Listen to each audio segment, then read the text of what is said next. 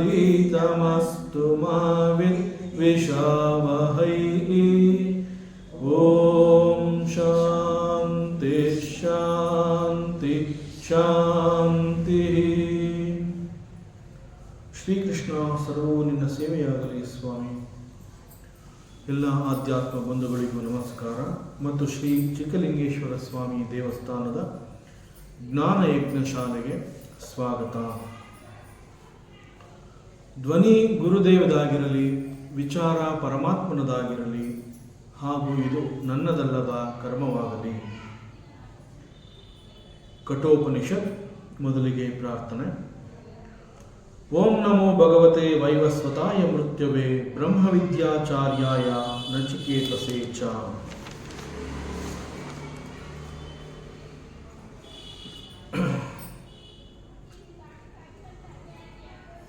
ಈ ಮಂತ್ರದಲ್ಲಿ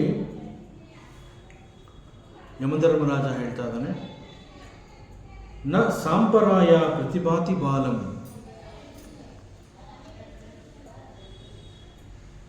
ಮತ್ತೊಂದು ಲೋಕ ಇದೆ ಅನ್ನುವಂತಹ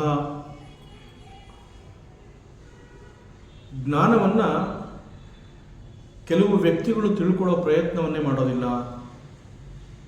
ಒಂದು ವೇಳೆ ಅಂತಹ ಒಂದು ಪರಲೋಕ ಅನ್ನುವಂತಹದ್ದಿದ್ರೆ ಅದನ್ನು ಹೋಗಿ ಮುಟ್ಟುವಂತಹ ಲಕ್ಷಣಗಳನ್ನು ಅವರು ಕಾಣ್ತಾ ಇಲ್ಲ. ಅವ್ರಿಗೆ ಮತ್ತೊಂದು ಲೋಕ ಇದೆ ಎನ್ನುವಂತಹದ್ದು ಗೊತ್ತಾಗ್ತಾ ಇಲ್ಲ. That is the meaning of ಪ್ರತಿಭಾತಿ. ಜೊತೆಗೆ ಮತ್ತೊಂದು ಉತ್ತಮವಾದ ಲೋಕ ಇದೆ ಅಂತ ಹೇಳಿದಾಗ ಆ ಲೋಕವನ್ನು ಹೋಗಿ ಮುಟ್ಟಬೇಕು ಅಂತಂದರೆ ಅದಕ್ಕಾಗಿ ಬೇಕಾಗಿರುವಂತಹ ಸಾಧನೆಯ ಮಾರ್ಗವನ್ನು ನಾನು ಅನುಸರಿಸಬೇಕು. ಸೊ ಈ ಸಾಧನೆಯ ಬಗ್ಗೆ ಕೂಡ ಅವರಿಗೆ ಆಸಕ್ತಿ ಎನ್ನುವಂತಹದ್ದಿಲ್ಲ. ಯಾಕೆ ಹೀಗೆ ಅಂತಂದರೆ ಅವರೆಲ್ಲರ ಪ್ರಕಾರ ನಾಸ್ತಿ ಪರ ಇತಿ ಮಾನಿ, ಮತ್ತೊಂದು ಲೋಕ ಇದೆ ಅನ್ನುವಂತಹದ್ದು ಅವರ ಜ್ಞಾನಕ್ಕೆ ಅದು ಸಿಗ್ತಾನೇ ಇಲ್ಲ. ಆ ವಿಚಾರದಲ್ಲಿ ಅವರಿಗೆ ನಂಬಿಕೆನೇ ಇಲ್ಲ. ಅದರಿಂದ ಮತ್ತೊಂದು ಲೋಕ ಇದೆ ಎನ್ನುವಂತಹದ್ದು ಏನಿಲ್ಲ. There is no other world.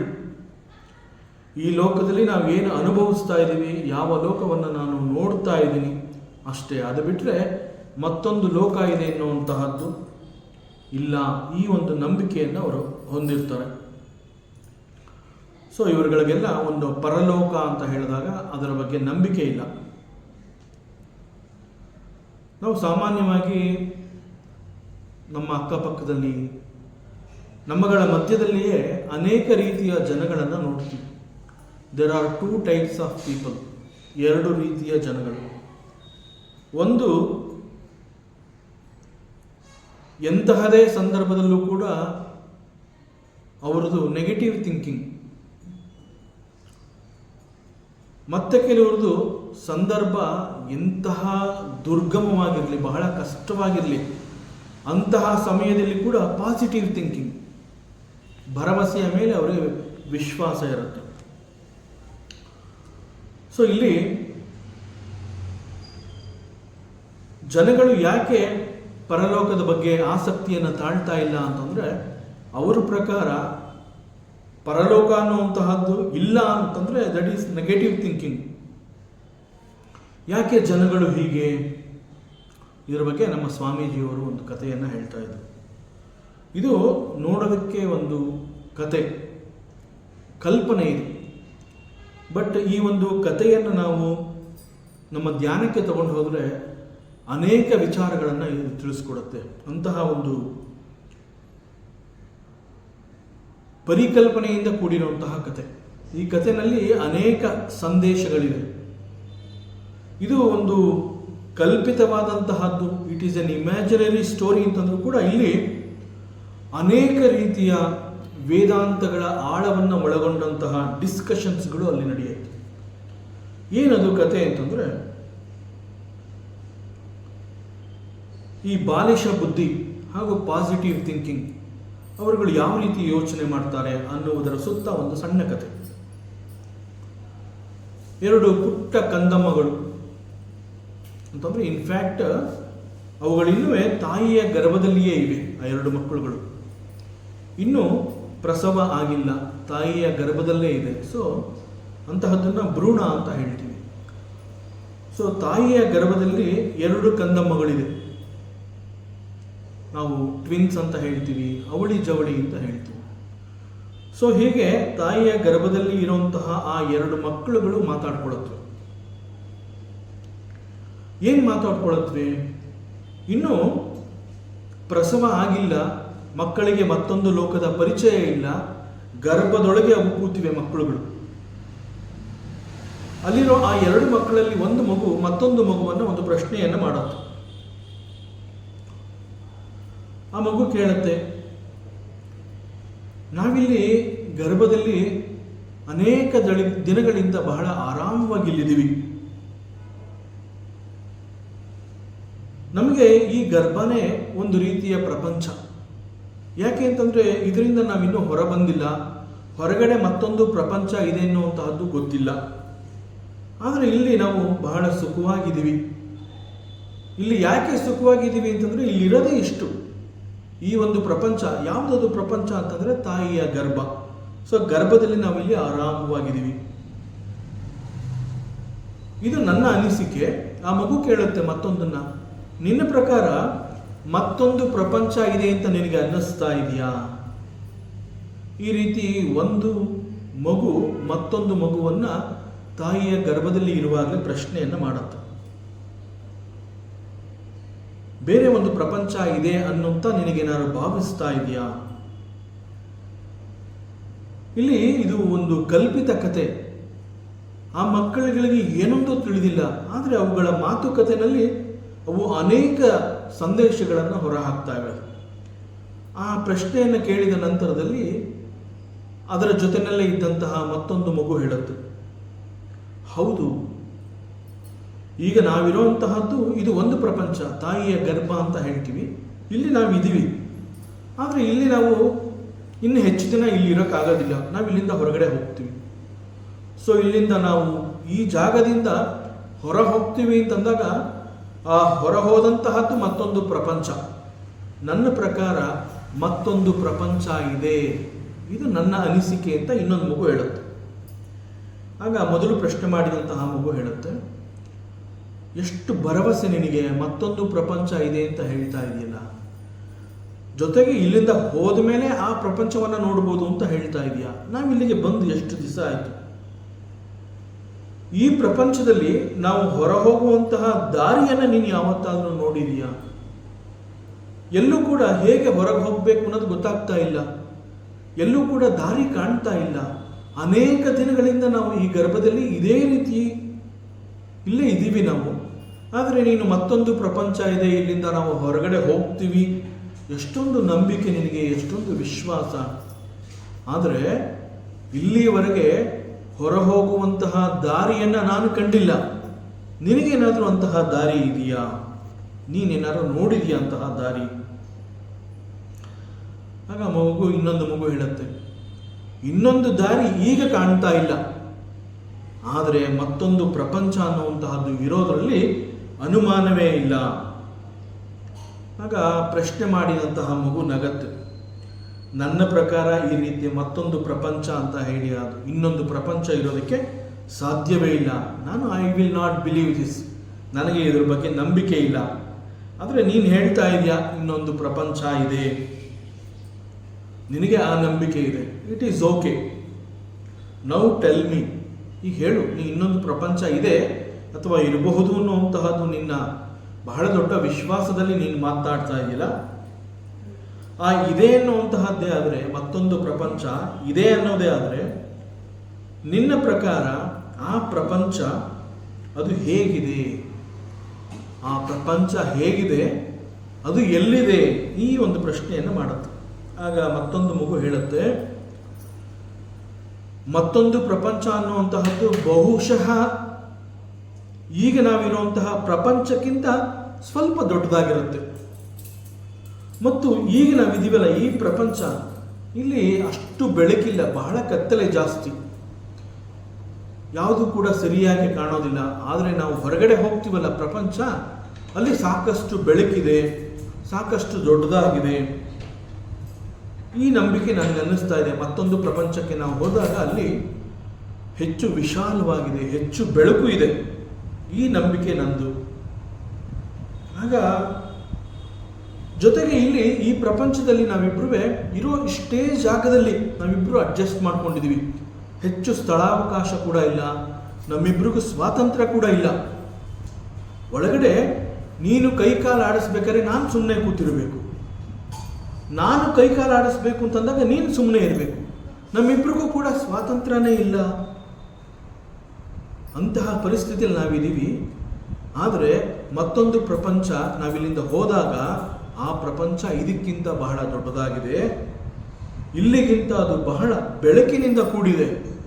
ಎಲ್ಲದಕ್ಕಿಂತ ಹೆಚ್ಚಾಗಿ ನಾವು ಮತ್ತೊಂದು ಪ್ರಪಂಚಕ್ಕೆ ಹೋಗ್ತೀವಲ್ಲ, ಅಲ್ಲಿ ನಮಗೆ ತುಂಬ ಸ್ವಾತಂತ್ರ್ಯ ಸಿಗುತ್ತೆ, ನಾವಲ್ಲಿ ಏನು ಬೇಕಾದರೂ ಮಾಡಬಹುದು. ಆಗ ಮತ್ತೊಂದು ಮಗು ಒಂದು ರೀತಿಯ ವ್ಯಂಗ್ಯವಾಗಿ ನಗತ್ತದು. ಇನ್ನೊಂದು ಪ್ರಪಂಚದ ಕಲ್ಪನೆಯನ್ನು ನೀನು ಮಾಡಿಕೊಂಡು ಅದರ ಬಗ್ಗೆ ಎಷ್ಟೊಂದು ವಿಶ್ವಾಸ. ಇನ್ನೊಂದು ಪ್ರಪಂಚ ಇದೆ ಅನ್ನುವಂತಹದ್ದೇ ನಿನ್ನ ಕಲ್ಪನೆ, ನೀನು ನೋಡಿಲ್ಲ. ಆದರೆ ಅದು ಇದಕ್ಕಿಂತ ದೊಡ್ಡದಿದೆ, ಇದಕ್ಕಿಂತ ಬೆಳಕು ಇದೆ, ಅಲ್ಲಿ ಇಲ್ಲಿಗಿಂತ ಹೆಚ್ಚು ಸ್ವಾತಂತ್ರ್ಯ ಸಿಗತ್ತೆ. ಎಷ್ಟೆಲ್ಲ ನೀನು ಮಾತಾಡ್ತಾ ಇದೆಯಲ್ಲ, ಆ ಪ್ರಪಂಚವನ್ನು ಈವರೆಗೆ ನಾನು ನೋಡಿಲ್ಲ, ನೀ ಏನಾದರೂ ನೋಡಿದ್ರೆ ನನಗದನ್ನು ತೋರಿಸು. ಇನ್ನೊಂದು ಪ್ರಪಂಚ ಇದೆ ಅನ್ನೋದೇ ಆದರೆ ಆ ಪ್ರಪಂಚವನ್ನು ನೀನು ನನಗೆ ತೋರಿಸ್ತೀಯ. ಆ ಪ್ರಪಂಚ ಇದಕ್ಕಿಂತ ದೊಡ್ಡದಾಗಿದೆ, ಬೆಳಕಿದೆ, ಸ್ವಾತಂತ್ರ್ಯ ಸಿಗತ್ತೆ ಅಂತೆಲ್ಲ ಹೇಳ್ತಾ ಇದ್ದೀನ. ಆ ಪ್ರಪಂಚವನ್ನು ನಾನೊಮ್ಮೆ ನೋಡಬೇಕು, ನಿನಗೆ ಈಗ ತೋರಿಸೋದಕ್ಕೆ ಸಾಧ್ಯವಾ? ಆಗ ಇನ್ನೊಂದು ಮಗು ಹೇಳ್ತೇನೆ, ಆ ರೀತಿ ಆತರ ಮಾಡಬೇಡ, ಅದಕ್ಕೆ ಸ್ವಲ್ಪ ಕಾಲಾವಕಾಶ ಬೇಕು, ಇನ್ನೂ ಅನೇಕ ದಿನಗಳು ನಾವಿಲ್ಲಿರಬೇಕು. ಇಲ್ಲಿಂದ ಹೊರಗಡೆ ಹೋದಾಗ ಅಂತಹ ಪ್ರಪಂಚ ಇದೆ ಅಂತ ಹೇಳ್ತಾ ಇದ್ದೀನಿ ಅಷ್ಟೇ ಹೊತ್ತು ಈ ಕ್ಷಣದಲ್ಲಿ ನಾವು ಆ ಪ್ರಪಂಚಕ್ಕೆ ಹೋಗ್ಬೋದು ಅಂತ ನಾನು ಹೇಳಿಲ್ಲ. ಮುಂದೆ ಒಂದು ಸಮಯ ಬರುತ್ತೆ, ಆಗ ನಾವು ಆ ಪ್ರಪಂಚಕ್ಕೆ ಹೋಗ್ಬೋದು. ಈ ರೀತಿಯ ಇನ್ನೊಂದು ಮಗು ಹೇಳಿದಾಗ, ನನ್ನ ಪ್ರಕಾರ ಇನ್ನೊಂದು ಪ್ರಪಂಚ ಇಲ್ಲ ಅಂತಲೇ ನಾನು ತಿಳ್ಕೊಂಡಿದ್ದೀನಿ. ಅದು ನನ್ನ ಫೈನಲ್ ಸಬ್ಮಿಷನ್. ಇದರ ಬಗ್ಗೆ ನಾನು ಇನ್ನೊಂದು ಪ್ರಪಂಚ ಇಲ್ಲ ಅನ್ನುವಂತಹದ್ದೇ ನನ್ನ ಭರವಸೆ. ಇದು ನನ್ನ ಫೈನಲ್ ಮಾತು. ಅದರಿಂದ ಇನ್ನೊಂದು ಪ್ರಪಂಚದ ಬಗ್ಗೆ ನೀನು ಕನಸು ಕಾಣಬೇಡ. ಆಗ ಇನ್ನೊಂದು ಮಗು ಹೇಳುತ್ತೆ, ನೋಡಪ್ಪ, ಈಗ ನಾವಿರುವಂತಹದ್ದು ತಾಯಿಯ ಗರ್ಭದಲ್ಲಿ. ಇಲ್ಲಿಂದ ಮುಂದೆ ನಾವು ಹೋದಾಗ ಆ ಒಂದು ಮತ್ತೊಂದು ಪ್ರಪಂಚ ಸಿಗತ್ತೆ. ಆ ಪ್ರಪಂಚದಲ್ಲಿ ನಾ ಏನೇನು ಹೇಳಿದ್ದೀನಿ ಅವೆಲ್ಲವನ್ನ ನೀನು ಅನುಭವಿಸ್ತೀಯ, ಆಗ ನಿನಗೆ ಗೊತ್ತಾಗತ್ತೆ. ಸೊ ಈ ರೀತಿ ಮಾತನಾಡ್ತಾ ಇರುತ್ತೆ. ಫಸ್ಟ್ ಆಫ್ ಆಲ್ ಇನ್ನೊಂದು ಪ್ರಪಂಚ ಇದೆ ಅನ್ನುವಂತಹದ್ದೇ ಸಂದೇಹ. ಆದರೆ ನೀನು ಇನ್ನೊಂದು ಪ್ರಪಂಚ ಇದೆ ಅಂತ ಬಹಳ ಭರವಸೆಯಿಂದ ಹೇಳ್ತಾ ಇದೆಯಾ, ಬಹಳ ವಿಶಾಲವಾಗಿದೆ, ಬೆಳಕಿದೆ, ಸ್ವಾತಂತ್ರ್ಯ ಎಲ್ಲ ಸಿಗತ್ತೆ ಅಂತಲೇ ಹೇಳ್ತಾ ಇದೆಯಾ. ಆದರೆ ಈ ಪ್ರಪಂಚದಲ್ಲಿ ನಾನು ನೋಡ್ತಿದ್ದೀನಲ್ಲ, ಎಲ್ಲೂ ಕೂಡ ನಾವು ಹೊರಗಡೆ ಹೋಗುವಂತಹ ದಾರಿ ನನಗೆ ಕಾಣ್ತಾನೆ ಇಲ್ಲ. ಯಾವಾಗ ಹೋಗಬಹುದು ಅನ್ನುವಂತಹ ಒಂದು ಮುನ್ಸೂಚನೆ ಕೂಡ ನನಗೆ ಸಿಗ್ತಾ ಇಲ್ಲ. ಹೇಗೆ ನಿನ್ನ ಮಾತಿನ ಮೇಲೆ ನಾನು ವಿಶ್ವಾಸವನ್ನು ಇಡ್ಲಿ? ಆಗ ಇನ್ನೊಂದು ಮಗು ಹೇಳುತ್ತೆ, ನೋಡಪ್ಪ, ಬರೀ ಬಾಯಿನಲ್ಲಿ ನಾನು ಹೊರಗಡೆ ಹೋಗಬೇಕು, ಮತ್ತೊಂದು ಪ್ರಪಂಚ ಇದೆ, ಈ ರೀತಿ ಸುಮ್ಮನೆ ಟೈಮ್ ಪಾಸ್ಗಾಗಿ ಮಾತನಾಡಿದ್ರೆ ಪ್ರಯೋಜನ ಇಲ್ಲ. ಹೊರ ಹೋಗಲೇಬೇಕು ಅನ್ನುವಂತಹ ತೀವ್ರವಾದ ಬಯಕೆ ನಿನ್ನಲ್ಲಿ ಹುಟ್ಟಬೇಕು. ನನಗೆ ಮತ್ತೊಂದು ಪ್ರಪಂಚ ಬೇಕೇ ಬೇಕು ಅನ್ನುವಂತಹ ತೀವ್ರವಾದ ಆಸೆ, ಹಂಬಲ ಮೊದಲು ನಮ್ಮಲ್ಲಿ ಹುಟ್ಟಬೇಕು. ಆಗ ಹೊರಗಡೆ ಹೋಗುವಂತಹ ಉಪಾಯ ಏನು ಅನ್ನುವುದನ್ನು ಕುರಿತು ನಾವು ಸಾಕಷ್ಟು ಚಿಂತನೆಯನ್ನು ಮಾಡಬೇಕಾಗುತ್ತೆ. ಹೊರಗಡೆ ಹೇಗೆ ಹೋಗಬೇಕು, ಅದಕ್ಕೇನಾದರೂ ದಾರಿ ಇದೆಯಾ, ಮತ್ತೊಂದು ಪ್ರಪಂಚ ಇದೆ, ಈ ರೀತಿ ಬಲವಾದ ನಂಬಿಕೆಗಳನ್ನು ಇಟ್ಕೊಂಡು ನಮ್ಮ ಮನಸ್ಸನ್ನು ಗಟ್ಟಿ ಮಾಡ್ಕೋಬೇಕು. ನಾ ಹೊರಗಡೆ ಹೋಗ್ತೀನಿ ಅನ್ನುವಂತಹ ಮನೋನಿರ್ಧಾರ ಬಹಳ ಗಟ್ಟಿಯಾಗಿ ನಮ್ಮಲ್ಲಿರಬೇಕು. ಆಗ ನಾವು ಒಂದು ದಿವಸ ನಾವಿಲ್ಲಿಂದ ಹೊರಗಡೆ ಹೋಗ್ತೀವಿ. ಆದ್ದರಿಂದ ಬರೀ ಬಾಯಿ ಮಾತಿನಲ್ಲಿ ಹೇಳಿದ್ರೆ ಸಾಧ್ಯ ಇಲ್ಲ. ಹೊರಗಡೆ ಹೋಗುವಂತಹ ದಾರಿಯನ್ನು ಹುಡುಕೋದಕ್ಕೆ ಯಾವೆಲ್ಲ ಕಾರ್ಯಾಚರಣೆಗಳನ್ನು ನಾನು ಮಾಡಬೇಕು, ಎಂತೆಂತಹ ಕರ್ಮಗಳನ್ನು ಮಾಡಬೇಕು, ಆ ಎಲ್ಲವನ್ನು ನಾವು ಮಾಡಬೇಕಾಗತ್ತೆ. ಆ ನಂತರದಲ್ಲಿ ನಮಗೆ ಒಂದು ಫಲ ಸಿಗತ್ತೆ. ಅಗತ್ಯವಾಗಿ ಮಾಡಬೇಕಾಗಿರುವಂತಹ ಕರ್ಮವನ್ನು ನಾವು ಮಾಡಬೇಕು.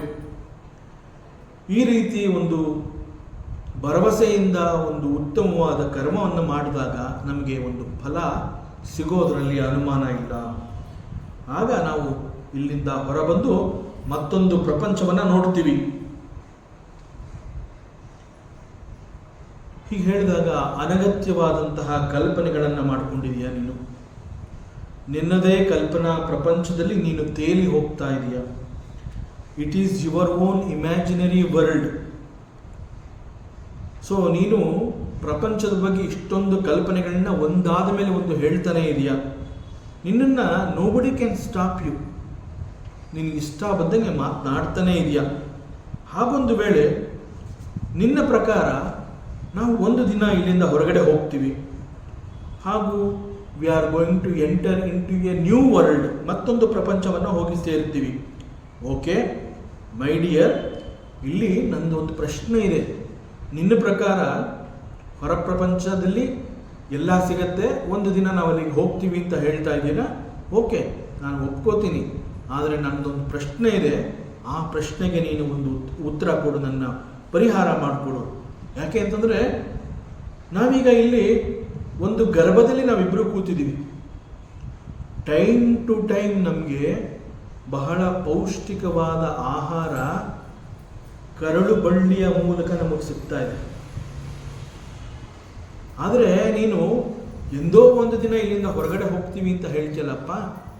ಹೊರಗಡೆ ನಾವು ಹೋಗಬೇಕು ಅಂತಂದರೆ ಈಗ ನಾವು ಹೊಂದಿರುವಂತಹ ಕರುಳು ಬಳ್ಳಿ ಬಹಳ ಉದ್ದವಾಗೇನಿಲ್ಲ. ಹೊರ ಪ್ರಪಂಚಕ್ಕೆ ನಾವು ಹೋದಾಗ ಆ ಕರುಳು ಬಳ್ಳಿ ಉದ್ದವಾಗಿಲ್ಲದೆ ಇರೋದ್ರಿಂದ ನಾವು ಹೊರಗಡೆ ಕಾಲಿಡಬೇಕು ಅನ್ನುವಂತಹ ಸಂದರ್ಭದಲ್ಲಿ ಕರುಳು ಬಳ್ಳಿಯನ್ನು ನಾವು ಕತ್ತರಿಸಿ ಹಾಕ್ಕೊಂಡು ಹೊರಗಡೆ ಹೋಗಬೇಕಾಗತ್ತೆ. ಕರುಳು ಬಳ್ಳಿಯ ಮೂಲಕ ನಮಗೆ ಅಗತ್ಯವಿರುವಂತಹ ಎಲ್ಲ ಪೌಷ್ಟಿಕಾಂಶಗಳಿಂದ ಕೂಡಿರುವಂತಹ ಆಹಾರವನ್ನು ಟೈಮ್ ಟು ಟೈಮ್ ನಾವು ಸೇವಿಸ್ತಾ ಬಂದಿದ್ದೀವಿ.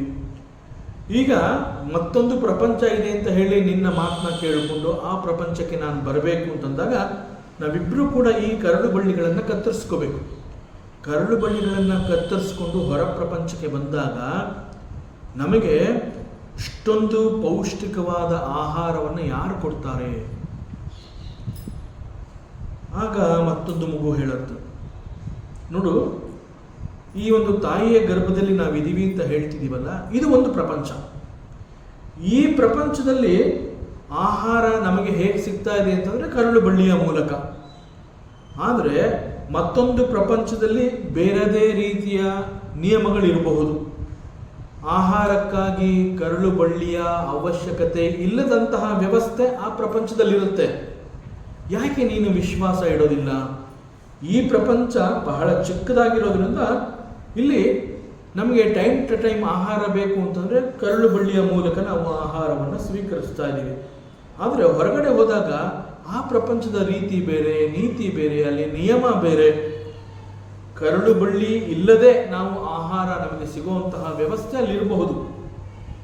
ಆದ್ದರಿಂದ ವಿಶ್ವಾಸ ಇಡು, ಒಳ್ಳೆಯದು ಯೋಚನೆ ಮಾಡು, ಖಂಡಿತ ನಾವು ಮತ್ತೊಂದು ಪ್ರಪಂಚವನ್ನು ಹೋಗಿ ತಲುಪಬಹುದು. ಹೀಗೆ ಭರವಸೆಯ ಮಾತುಗಳನ್ನು ಮತ್ತೊಂದು ಮಗು ಕೊಡುತ್ತೆ. ಆಗ ಈ ಮಗು ಹೇಳುತ್ತೆ, ಆಯಿತು, ಹೊರ ಪ್ರಪಂಚದಲ್ಲಿ ಕರಳು ಬಳ್ಳಿಯ ವ್ಯವಸ್ಥೆ ಇಲ್ಲದೆ ಇರಬಹುದು, ಆದರೆ ಇಲ್ಲಿ ನಮಗೆ ಕರಳು ಬಳ್ಳಿಯನ್ನು ಒದಗಿಸಿರುವಂತಹದ್ದು ಯಾವುದು?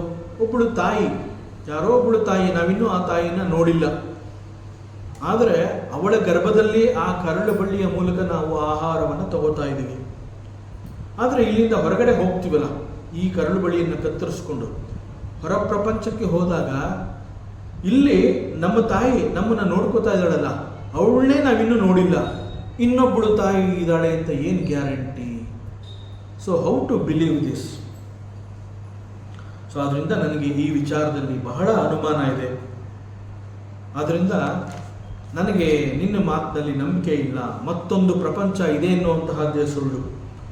ಈಗೇನೋ ಈ ಗರ್ಭದಲ್ಲಿ ನಾವಿದ್ದೀವಿ, ಇಲ್ಲಿ ಒಂದು ವ್ಯವಸ್ಥೆ ಇದೆ, ಯಾರೋ ಒಬ್ಬಳು ತಾಯಿ ಅವಳ ಕರಳು ಬಳ್ಳಿಯ ಮೂಲಕ ನಮಗೆ ಟೈಮ್ ಟು ಟೈಮ್ ಆಹಾರ ಕೊಡ್ತಾ ಇದ್ದಾಳೆ. But how can you say that there is another mother? ಮತ್ತೊಬ್ಬಳು ತಾಯಿ ನಿನಗೆ ಹೊರ ಪ್ರಪಂಚದಲ್ಲಿ ಸಿಗ್ತಾಳೆ ಅನ್ನುವಂತಹದ್ದಕ್ಕೆ ಏನು ಗ್ಯಾರಂಟಿ? ಜೊತೆಗೆ ಈಗಲೇನೇ ಇಲ್ಲಿವರೆಗೆ ಒಂದು ದಿನ ಕೂಡ ತಾಯಿ ಬಂದು ನಿನಗೆ ಆಹಾರ ಸಿಗ್ತಾ ಇದೆಯಾ ಅಂತ ನಮ್ಮನ್ನು ಬಂದು ವಿಚಾರಿಸ್ಕೊಂಡಿಲ್ಲ. ಇಲ್ಲೇ ನಮ್ಮನ್ನು ವಿಚಾರಿಸ್ಕೊಂಡಿಲ್ಲದೆ ಇರುವಂತಹ ತಾಯಿ ಹೊರ ಪ್ರಪಂಚಕ್ಕೆ ಹೋದಾಗ ಅವಳು ನಮ್ಮನ್ನ ಚೆನ್ನಾಗಿ ನೋಡ್ಕೋತಾಳೆ ಎನ್ನುವಂತಹದ್ದು ಏನು ಗ್ಯಾರಂಟಿ? ಹೀಗೆ ಅನೇಕ ರೀತಿಯ ಬರೀ ನೆಗೆಟಿವ್ ಪ್ರಶ್ನೆಗಳನ್ನೇ ಮಾಡ್ತಾ ಬರುತ್ತೆ ಒಂದು ಮಗು. ಹೆಚ್ಚು ಕಡಿಮೆ ನಮ್ಮ ಪರಿಸ್ಥಿತಿನೂ ಇದೇ ಥರ ಇದೆ. ಹೇಗೆ ಅಂತಂದರೆ, ನಾವು ಹೊರ ಪ್ರಪಂಚದಲ್ಲಿ ದಿನನಿತ್ಯದಲ್ಲಿ ಬದುಕು ಅಂತ ಹೇಳಿದಾಗ ಇಟ್ ಇಸ್ ಎ ಸ್ಟ್ರಗಲ್. ಪ್ರತಿಯೊಂದನ್ನು ನಾವು ಗಳಿಸ್ಕೋಬೇಕು ಅಂತ ಹೇಳಿದಾಗ ಅಲ್ಲಿ ಅನೇಕ ರೀತಿಯ ಹೋರಾಟಗಳನ್ನು ಮಾಡಿ ನಾವು ಗಳಿಸ್ಕೋತೀವಿ. ಕೆಲ ಸಂದರ್ಭಗಳಲ್ಲಿ ನಾವು ಬಯಸಿದ್ದು ನಮಗೆ ಸಿಗುತ್ತೆ, ಕೆಲವೊಂದು ವೇಳೆ ಇನ್ನೇನು ಸಿಗತ್ತೆ ಅನ್ನುವಂತಹ ಸಂದರ್ಭದಲ್ಲಿ ಅದು ಕೈ ತಪ್ಪಿ ಹೋಗಬಹುದು, ಅದು ಸಿಗೋದಿಲ್ಲ. ಆಗ ನಮ್ಮಲ್ಲಿ ನಿರಾಶಾದಾಯಕ ಮೂಡುತ್ತೆ. ಆಗ ನಾವು ಬಹಳ ಬೇಜಾರು ಮಾಡಿಕೊಂಡು ಒಂದು ಪ್ರಶ್ನೆಯನ್ನು ಮಾಡ್ತೀವಿ, ದೇವರಿರದೇ ಸುಳ್ಳು, ಎಲ್ಲಿದ್ದಾನೆ ದೇವರು? ಎಷ್ಟು ಕಷ್ಟಪಟ್ಟಿದ್ದೀವಿ, ಇಷ್ಟೆಲ್ಲ ಕಷ್ಟಪಟ್ಟರೂ ನಮಗೆ ಒಂದು ಫಲ ಅನ್ನುವಂತಹದ್ದು ನಾವು ಕೊಡಲಿಲ್ಲ. ನೀ ಹೇಳ್ತೀಯ ದೇವರಿದ್ದಾನೆ, ಅವನು ಕರುಣಾಮಯಿ ಅಂತೆಲ್ಲ ಹೇಳ್ತಿದ್ಯಲ್ಲ, ಆ ದೇವರು ಇದ್ದಿದ್ರೆ ನನ್ನ ಕಷ್ಟನ ನೋಡ್ಬಿಟ್ಟು ನನ್ನ ಹತ್ರ ಬಂದು ನನಗೆ ಸಮಾಧಾನ ಮಾಡಬೇಕಾಗಿತ್ತು. ಈ ಥರ ನಾವು ಮಾತನಾಡ್ತೀವಲ್ಲ, ಎಕ್ಸಾಕ್ಟ್ಲಿ ಲೈಕ್ ದಟ್ ಆ ಗರ್ಭದೊಳಗೆ ಮತ್ತೊಂದು ಮಗು ಹೇಳುತ್ತೆ, ತಾಯಿ ಅನ್ನುವಂತಹವಳು ಒಬ್ಬಳು ಇದ್ದಿದ್ರೆ ಇಷ್ಟೊತ್ತಿಗಾಗಲೇ ಬಂದು ನಮ್ಮನ್ನು ನೋಡಬೇಕಾಗಿತ್ತು, ಇಲ್ಲಿವರೆಗೆ ಅವಳು ನೋಡಿಲ್ಲ, ಇನ್ನು ಮುಂದೆ ನೋಡ್ತಾಳೆ ಅನ್ನುವಂತಹ ಭರವಸೆ ಇಲ್ಲ. ನಿನ್ನ ಪ್ರಕಾರ ಕರಡು ಬಳ್ಳಿಗಳನ್ನು ಕತ್ತರಿಸಿಕೊಂಡು ಈ ಗರ್ಭದಿಂದ ನಾವು ಮತ್ತೊಂದು ಪ್ರಪಂಚಕ್ಕೆ ಹೋದಾಗ ಅಲ್ಲಿ ಮತ್ತೊಬ್ಬಳು ತಾಯಿ ಸಿಗ್ತಾಳೆ ಅನ್ನುವಂತಹ ನಂಬಿಕೆ ನನಗಿಲ್ಲ. ಹೇಗೆ ನಾವು ಬಯಸಿದ್ದು ನಮಗೆ ಸಿಗದೇ ಇದ್ದಾಗ ವೇರ್ ಈಸ್ ಗಾಡ್ ಅಂತ ನಾವೇನು ಪ್ರಶ್ನೆಯನ್ನು ಮಾಡ್ತೀವಿ, ಆ ರೀತಿಯಲ್ಲಿ ಮಗು ಇಲ್ಲಿ ಕೇಳ್ತದೆ, ವೇರ್ ಈಸ್ ದಟ್ ಮದರ್? ಇಲ್ಲಿವರೆಗೆ ನಮ್ಮನ್ನು ನೋಡೋಕ್ಕೆ ಬಂದಿಲ್ಲ. ಸೊ ಇಲ್ಲಿಯವರೆಗೆ ನೋಡೋಕ್ಕೆ ಬಂದಿಲ್ಲದೆ ಇರುವಂತಹ ತಾಯಿ ಹೊರ ಪ್ರಪಂಚಕ್ಕೆ ಹೋದಾಗ ನಮಗೆ ಮತ್ತೊಬ್ಬಳು ತಾಯಿ ಸಿಗ್ತಾಳೆ ಅನ್ನುವಂತಹದ್ದು ಎಷ್ಟು ಸತ್ಯ?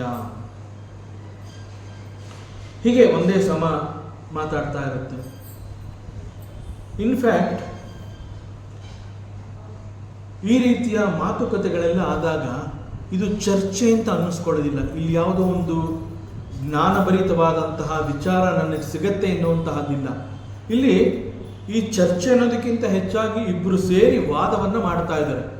ಒಬ್ಬ ನಿರಾಶಾದಾಯಕ, ಮತ್ತೊಬ್ಬ ಆಶಾದಾಯಕ. ಇಲ್ಲಿ ವಾದ ಮಾಡ್ತಾ ಇದ್ದಾಗ ಪ್ರತಿಯೊಬ್ಬರು ಕೂಡ ಅವರ ವಾದವನ್ನು ಗೆಲ್ಲಿಸುವಂತಹ ಪ್ರಯತ್ನವನ್ನು ಮಾಡ್ತಾ ಇದ್ದಾರೆ. ಆದರೆ ಇಲ್ಲಿ ಯಾರೂ ಕೂಡ ಒಂದು ಪಕ್ವವಾದ ವಿಚಾರ ನಮಗೆ ಸಿಗಲಿ ಅಂತ ಹೇಳಿ ವಿಚಾರಕ್ಕಾಗಿ ಚರ್ಚೆ ಮಾಡ್ತಾ ಇಲ್ಲ. ಕೇವಲ ತಾವು ಮಂಡಿಸುತ್ತಿರುವಂತಹ ವಾದ ಗೆಲ್ಲಬೇಕು ಅಂತ ಹೇಳಿ ವಾದವನ್ನು ಮಾಡ್ತಾ ಇದ್ದಾರೆ. ಈ ಸಂದರ್ಭದಲ್ಲಿ ಆಚಾರ್ಯ ಶಂಕರರು ಹೇಳ್ತಾರೆ, ದುತ್ತರ್ಕ ಸುವಿರಮ್ಯತಾಂ. ಅವರೇನು ಹೇಳ್ತಾರೆ ಆಚಾರ್ಯರು ಅಂತಂದರೆ,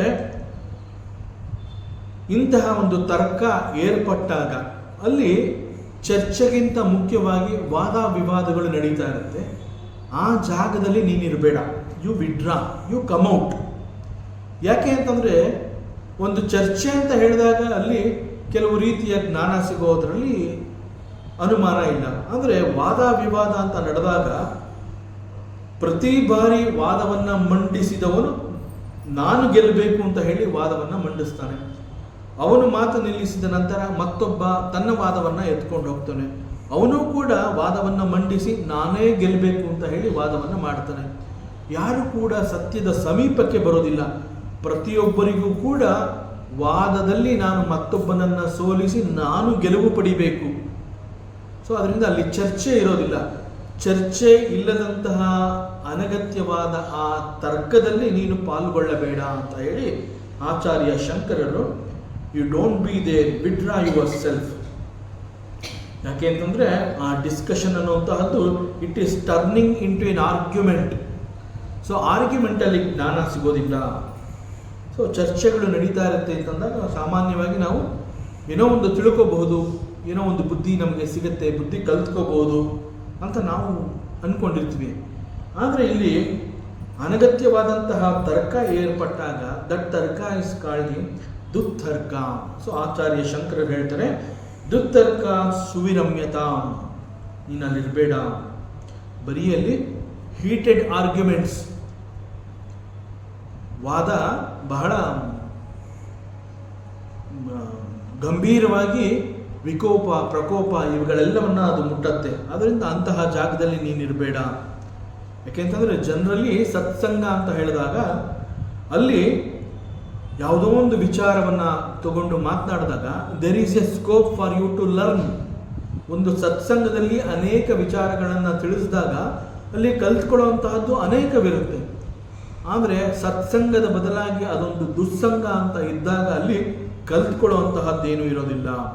so you simply better you withdraw ಅಂತ ಹೇಳಿ ಆಚಾರ್ಯ ಶಂಕರರು ಈ ಸಂದರ್ಭದಲ್ಲಿ ಹೇಳ್ತಾರೆ. ಸೊ ನ ಸಾಂಪರಾಯ ಪ್ರತಿಭಾತಿ ಅಂತಂದರೆ they will never be able to understand that there is a world. ಇಲ್ಲಿ ಹೇಗೆ ಮಕ್ಕಳುಗಳು ಒಂದು ಮಗು ಮತ್ತೊಂದು ಪ್ರಪಂಚ ಇದೆ ಅಂತ ಹೇಳಿ ವಾದವನ್ನು ಮಾಡಿದ್ರೆ ಮತ್ತೊಂದು ಮಗು ಹೇಳುತ್ತೆ ಸಾಧ್ಯವೇ ಇಲ್ಲ, ಮತ್ತೊಂದು ಪ್ರಪಂಚ ಇರೋದಕ್ಕೆ ಸಾಧ್ಯವೇ ಇಲ್ಲ. ನ ಸಾಂಪರಾಯ, ಸಾಂಪರಾಯ ಅಂತಂದರೆ ಮತ್ತೊಂದು ಲೋಕ, ನ ಅದು ಇಲ್ಲ, ನ ಸಾಂಪರಾಯ ಮತ್ತೊಂದು ಲೋಕ ಇದೆ ಎನ್ನುವಂತಹ ಲಕ್ಷಣಗಳೇ ನನಗೆ ಕಾಣ್ತಾ ಇಲ್ಲ. ಪ್ರತಿಭಾತಿ ಅಂತಹ ಲಕ್ಷಣಗಳು ನನಗೆ ಕಾಣ್ತಾ ಇಲ್ಲ. ನ ಸಾಂಪರಾಯ ಪ್ರತಿಭಾತಿ. ಸೊ ಹೀಗೆ ಆ ಮಕ್ಕಳುಗಳಲ್ಲಿ ಈ ರೀತಿ ಮಾತನಾಡ್ತಾ ಇರ್ತಾರೆ. ಆ ಮಾತುಗಳನ್ನು ಕೇಳಿಸ್ಕೊಂಡಾಗ ಅಲ್ಲಿ ಒಂದು ಮಗು ಬಹಳ ನೆಗೆಟಿವ್ ಥಿಂಕಿಂಗು, ಮತ್ತೊಂದು ಮಗು ಪಾಸಿಟಿವ್ ಥಿಂಕಿಂಗ್. ಇಂತಹದನ್ನು ಚೈಲ್ಡಿಶ್ ಥಿಂಕಿಂಗ್ ಅಂತ ಹೇಳ್ತಾರೆ. ಅಂತಂದರೆ ಅವರ ಬುದ್ಧಿಯಲ್ಲಿ ಬೆಳವಣಿಗೆ ಆಗೇ ಇಲ್ಲ. ದೇಹ ಬೆಳೆದಿದೆ, ಅವರು ಬೆಳೆದಿದ್ದಾರೆ, ಅವರ ಬುದ್ಧಿ ಬೆಳೆದಿಲ್ಲ. ದಟ್ ಈಸ್ ಕಾಲ್ಡ್ ಬಾಲಂ. ಸೊ ಇಂತಹ ಬುದ್ಧಿ ಬೆಳೆದೇ ಇರುವಂತಹ ಈ ಜನಗಳ ಮುಂದಿನ ಗತಿ ಏನು ಅಂತಹ ಪ್ರಶ್ನೆ ಬಂದಾಗ ಇಟ್ ಈಸ್ ಸೆಟ್ ಅಂತಹವರು ಪ್ರಮಾದ್ಯಂತಂ ವಿತ್ತಿ ಮೋಹೇನ ಮೂಢಂ, ವಿತ್ತ ಮೋಹೇನ ಮೂಢಂ. ದೇರ್ ವಿಲ್ ಬಿ ಪ್ರಮಾದ ಇನ್ ದೇರ್ ಲೈಫ್. ಯಾಕೆ ಅಂತಂದರೆ ಅವ್ರು ಬೇಸಿಕಲಿ ದಡ್ರು, ಬುದ್ಧಿಯಲ್ಲಿ ಬೆಳವಣಿಗೆ ಇಲ್ಲ, ಅವರು ಅನುಸರಿಸ್ತಾ ಇರುವಂತಹ ಮಾರ್ಗ ಕೂಡ ಬೇರೆ ರೀತಿ. ಸೊ ಅಂತಹವ್ರು ಏನು ಮಾಡ್ತಾರೆ, ಮುಂದಿನ ಗತಿ ಏನು ಅಂತಂದರೆ ಪ್ರಮಾದ. ಯಾವ ರೀತಿಯ ಪ್ರಮಾದ ಅಂತಂದರೆ ಪ್ರಮಾದ್ಯಂತಂ ವಿತ್ತ ಮೋಹೇನ ಮೂಢಂ. ಸೊ ಅವ್ರ ಲೈಫಲ್ಲಿ ಸದಾಕಾಲ ಈ ಒಂದು ಪ್ರಮಾದ ಅನ್ನುವಂತಹದ್ದಿರುತ್ತೆ. ಮತ್ತು ವಾಟ್ ಈಸ್ ಪ್ರಮಾದ? ಪ್ರಮಾದ ಅಂತಂದ್ರೇನು? ಈಗೇನು ಆಚಾರ್ಯ ಶಂಕರರು ಹೇಳ್ತಾರೆ, ಪುತ್ರ ಪಶು ಆದಿ ಪ್ರಯೋಜನೇಶು ಆಸಕ್ತ ಮಾನಸಂ. Their mind is fully attached. ಅವರ ಮನಸ್ಸು ಸಂಪೂರ್ಣವಾಗಿ ಎಲ್ಲಿರುತ್ತೆ ಅಂತಂದರೆ ಪುತ್ರ ಪಶು ಆದಿ ಪ್ರಯೋಜನೇಶು. ಸೊ ಪುತ್ರ ಅಂತಂದರೆ ಮಗ ಅಥವಾ ಮಗಳು, ಈ ಎಲ್ಲ ಅರ್ಥಗಳು ಬರುತ್ತೆ. ದಟ್ ಮೀನ್ಸ್ ಒಬ್ಬನ ಮನಸ್ಸು ಈ ರೀತಿ ಮಗ ಮಗಳು ತನ್ನ ಮುಂದಿನ ಸಂತಾನದ ಬಗ್ಗೆ ಯೋಚನೆ ಮಾಡ್ತಾ ಇದೆ ಅಂತಂದರೆ it is we have to understand that he is a ಪಕ್ಕಾ ಸಂಸಾರಿ, he is a family man. So family man ಅವನು ಲೌಕಿಕದಲ್ಲಿ ಆಸಕ್ತಿಯನ್ನು ಹೊಂದಿದ್ದಾನೆ. ನನ್ನ ಮುಂದಿನ ಸಂತಾನ, ನನ್ನ ಮುಂದಿನ ಪೀಳಿಗೆ, ನನ್ನ ವಂಶ ಈ ರೀತಿ ಸಮೃದ್ಧಿಯಾಗಿರಬೇಕು ಅಂತ ಹೇಳಿ ಆ ವಂಶಕ್ಕೆ ಬೇಕಾಗುವಂತಹದ್ದನ್ನೆಲ್ಲ ಪ್ರಪಂಚದಿಂದ ಸಂಪಾದನೆ ಅನ್ನುವ ರೂಪದಲ್ಲಿ ಸದಾಕಾಲ ವಿತ್ತ ಮೋಹೇನ ಮೂಢಂ. ವಿತ್ತ ಅಂತಂದರೆ ಹಣ, ಹಣದ ಮೋಹದಿಂದ ಪ್ರಪಂಚದಿಂದ ಹೆಚ್ಚು ಹೆಚ್ಚು ಹಣವನ್ನು ಸಂಪಾದನೆ ಮಾಡಬೇಕು. ಯಾಕೆ ಸಂಪಾದನೆ ಮಾಡಬೇಕು ಅಂತಂದರೆ ಪುತ್ರ, ಮುಂದಿನ ಸಂತಾನ, ಮುಂದಿನ ಪೀಳಿಗೆ ತಲೆ ತಲಾಂತರವಾಗಿ ಅವರು ಸಮೃದ್ಧಿಯನ್ನು ಹೊಂದಬೇಕು. ಆ ಕಾರಣದಿಂದ ಎಷ್ಟು ಸಾಧ್ಯವೋ ಅಷ್ಟು ಹೆಚ್ಚು ಸಂಪಾದನೆಯನ್ನು ಮಾಡೋಣ. ಸೊ ಎಲ್ಲ ಸಮಯದಲ್ಲೂ ಕೂಡ ಅವರು ಮಾಡುವಂತಹ ಕರ್ಮ ಕೇವಲ ಹಣವನ್ನು ಸಂಪಾದನೆ ಮಾಡೋದಕ್ಕಾಗಿ. ಅದರಿಂದ ಹಣದ ಸಂಪಾದನೆಗಾಗಿ ಅವರು ಕರ್ಮವನ್ನು ಮಾಡ್ತಾರೆ ಅಂತಂದ ಮೇಲೆ ಸಾಧನೆಗಾಗಿ ಅವರು ಸತ್ಕರ್ಮವನ್ನು ಮಾಡೋದಿಲ್ಲ. ದಟ್ ಈಸ್ ಪ್ರಮಾದ. ಸೊ ಇಂತಹವರ ಮನಸ್ಸು it is fully attached to ಪುತ್ರ. ಪಶು ಅಂತಂದರೆ ಹಿಂದೆ ಒಂದು ಸಂದರ್ಭದಲ್ಲಿ ಒಂದು ಮನೆಯಲ್ಲಿ ಎಷ್ಟು ಗೋವುಗಳಿದೆ, ಎಷ್ಟು ಹಸುಗಳಿದೆ, ಎಷ್ಟು ಎತ್ತುಗಳಿದೆ, ಎಷ್ಟು ದನ ಕರುಗಳಿದೆ, ಎಷ್ಟು ಕುರಿ ಆಡು ಮೇಕೆಗಳಿದೆ, ಕುದುರೆಗಳಿದೆ, ಗೋಶಾಲೆ ಅಶ್ವಶಾಲೆ, ಅದೆಲ್ಲ ಎಷ್ಟೆಷ್ಟು ಹೆಚ್ಚಿದೆ. ಆ ಮನುಷ್ಯ ಸಮಾಜದಲ್ಲಿ ಅಷ್ಟು ಹೆಚ್ಚು ಗೌರವವನ್ನು ಹೊಂದಿದ್ದಾನೆ. ಅವನ ಅಂತಸ್ತು ಬಹಳ ದೊಡ್ಡದು. ಅವನ ಗೋಶಾಲೆಯಲ್ಲಿ 100 ಹಸುಗಳಿದೆ, 100 ಆಡು ಕುರಿ ಮೇಕೆ ಕುದುರೆಗಳಿದೆ ಅಂತಂದರೆ ಅವನೊಬ್ಬ ದೊಡ್ಡ ಶ್ರೀಮಂತ. So his mind is fully attached to ಪುತ್ರ, ಪಶು, ಆದಿ ಅಂತಂದರೆ ಇನ್ನೂ ಮುಂತಾದ ಅನೇಕಗಳು. ಪ್ರಯೋಜನೇಶು ಅಂತಂದರೆ ಸ್ವಾರ್ಥದಿಂದ ನನಗೆ ಮತ್ತು ನನ್ನ ಮುಂದಿನ ಪೀಳಿಗೆಯವರಿಗೆ ಇದೆಲ್ಲ ಬೇಕು ಅನ್ನುವಂತಹ ಮನಸ್ಸನ್ನು ಅವರೆಲ್ಲ ಹೊಂದಿರ್ತಾರೆ. ದಟ್ ಈಸ್ ಪ್ರಮಾದ. So he is interested in ಪಶು, ಪುತ್ರ, ಆದಿ, ಪ್ರಯೋಜನೇಶು. ಸೊ ಇವರುಗಳೆಲ್ಲ ಸದಾಕಾಲ ಐಶ್ವರ್ಯವನ್ನು ಕುರಿತು ಯೋಚನೆ ಮಾಡ್ತಾ ಇರ್ತಾರೆ. ಸೊ ಆಚಾರ್ಯ ಶಂಕರರು ಬಾಲಂ ಅಂತಂದರೆ ಅವ್ರನ್ನ ಮೂಢರು ಅಂತ ಕೂಡ ಕರೆದಿದ್ದಾರೆ. ಸೊ ಮೂರ್ಖರು. ಸೊ ಈ ಮೂರ್ಖರ ಗತಿ ಏನು ಅಂತಂದರೆ ಪ್ರಮಾದ. ಯಾಕೆ ಅಂತಂದರೆ ಸಚ್ ಎ ಪರ್ಸನ್ ಯಾವತ್ತೂ ಕೂಡ ಅವರು ಸಾಧನೆಗೆ ಬರೋದಿಲ್ಲ. ಮತ್ತೊಂದು ಲೋಕದ ಬಗ್ಗೆ ಅವರಿಗೆ ನಂಬಿಕೆ ಇಲ್ಲ, ಆಸಕ್ತಿ ಇಲ್ಲ. ಈ ಲೋಕದಲ್ಲಿ ಈಗ ಎಷ್ಟು ಸಾಧ್ಯವೋ ಅಷ್ಟು ಹೆಚ್ಚು ಹಣವನ್ನು ಸಂಪಾದನೆ ಮಾಡಬೇಕು ಅಂತ ಹೇಳಿ ಅವರ ಮನಸ್ಸೆಲ್ಲ ಅಲ್ಲೇ ಇರುತ್ತೆ. So totally they are attached to ಲೌಕಿಕ ವಸ್ತು ಮತ್ತು ವಿಷಯಗಳೊಂದಿಗೆ ತಮ್ಮನ್ನು ಗುರುತಿಸ್ಕೊಂಡಿರ್ತಾರೆ. ಪರಿಸ್ಥಿತಿ ಹೀಗಿದ್ದಾಗ ಅಂತಹವರ ಮನಸ್ಸು ನಿರ್ಮಲವಾಗಿರೋದಕ್ಕೆ ಸಾಧ್ಯವೇ ಇಲ್ಲ. ಮನಸ್ಸು ನಿರ್ಮಲವಾಗಿಲ್ಲ ಅಂತಂದಾಗ ಅಲ್ಲಿ ಚಂಚಲತೆ ಇರುತ್ತೆ, ಮನಸ್ಸು ಕುಣಿತಾ ಇರುತ್ತೆ. ಪ್ರಪಂಚವನ್ನು ನೋಡಿದಾಗ ಅಲ್ಲಿ ಕಂಡು ಬರುವಂತಹ ಎಲ್ಲ ವಸ್ತುಗಳು ಕೂಡ ನನಗೆ ಬೇಕು ಅಂತ ಹೇಳಿ ಮನಸ್ಸು ಕುಣಿತಾ ಇರುತ್ತೆ. ಮನಸ್ಸು ತಟಸ್ಥವಾಗಿರೋದಿಲ್ಲ, ತಾಳ್ಮೆಯಿಂದ ಇರೋದಿಲ್ಲ, ಅಲ್ಲಿ ಸಮಾಧಾನ ಇರೋದಿಲ್ಲ, ಮನಸ್ಸು ಕುಣಿತಾ ಇರುತ್ತೆ. ಸೊ ಆಲ್ವೇಸ್ ಅವ್ರ ಮನಸ್ಸು ಹೆಂಗೆ ಅಂತಂದರೆ always busy with the world and worldly objects. So ಅವನ ಮನಸ್ಸು ಎಲ್ಲಿದೆ ಅಂತಂದರೆ ಪ್ರಪಂಚದಲ್ಲಿದೆ.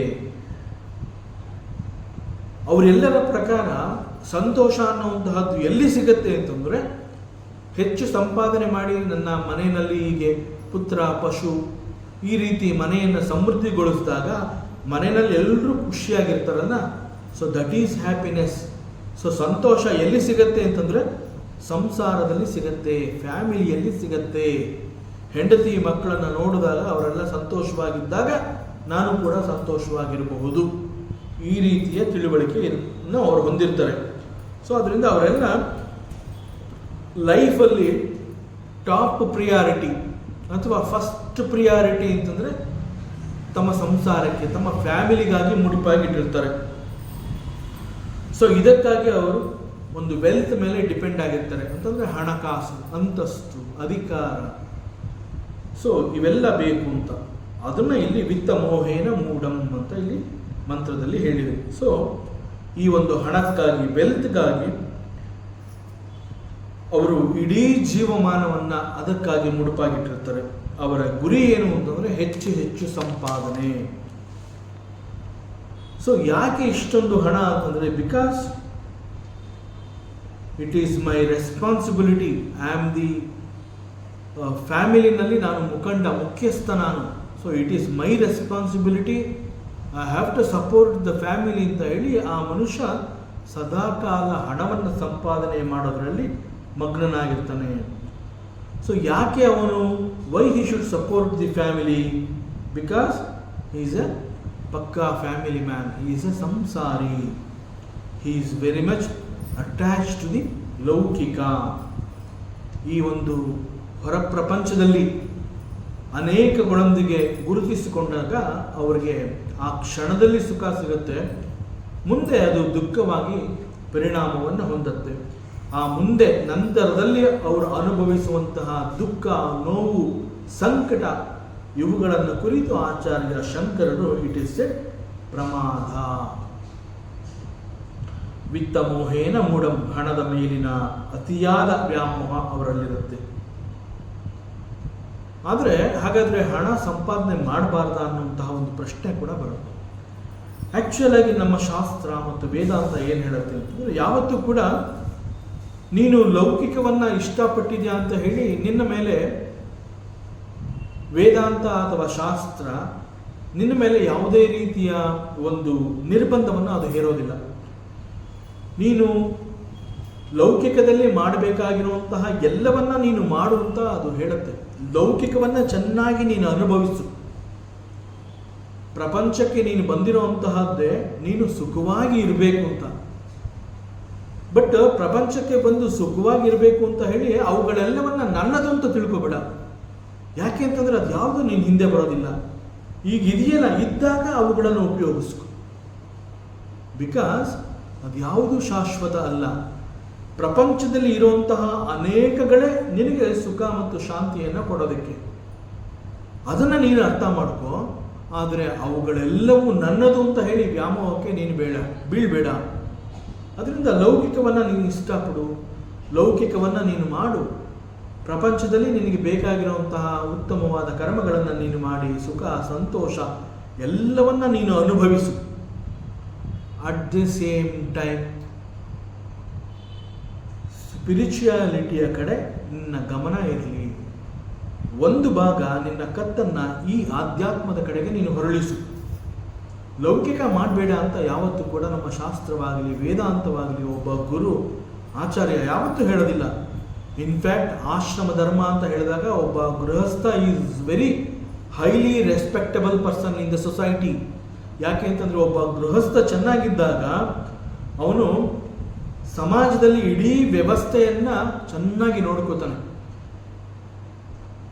ಅನೇಕ ಬ್ರಹ್ಮಚಾರಿಗಳು ಗುರುಕುಲದಲ್ಲಿ ವಿದ್ಯೆಯನ್ನು ಕಲಿಯಕ್ಕೆ ಬಂದಾಗ ಈ ಗೃಹಸ್ಥ ತಾನು ಸಂಪಾದನೆ ಮಾಡಿರೋದ್ರಲ್ಲಿ ಒಂದು ಭಾಗವನ್ನು ಗುರುಕುಲಕ್ಕೆ ಕೊಡ್ತಾನೆ. ಯಾಕೆ ಅಂತಂದರೆ ಬ್ರಹ್ಮಚಾರಿಗೆ ಸಂಪಾದನೆಯಲ್ಲಿ ಅವಕಾಶ ಇಲ್ಲ. ಇನ್ನು ವಾನಪ್ರಸ್ಥ ಅಂತ ಹೇಳಿದಾಗ ಇರೋದೆಲ್ಲವನ್ನ ಬಿಟ್ಟು ವಾನಪ್ರಸ್ಥಕ್ಕೆ ಬಂದಿರ್ತಾರೆ, ಅವರು ಕೂಡ ಸಂಪಾದನೆ ಮಾಡೋದಿಲ್ಲ. ಸೊ ಅವರ ಯೋಗಕ್ಷೇಮ ಕೂಡ it is the responsibility of a ಗೃಹಸ್ಥ.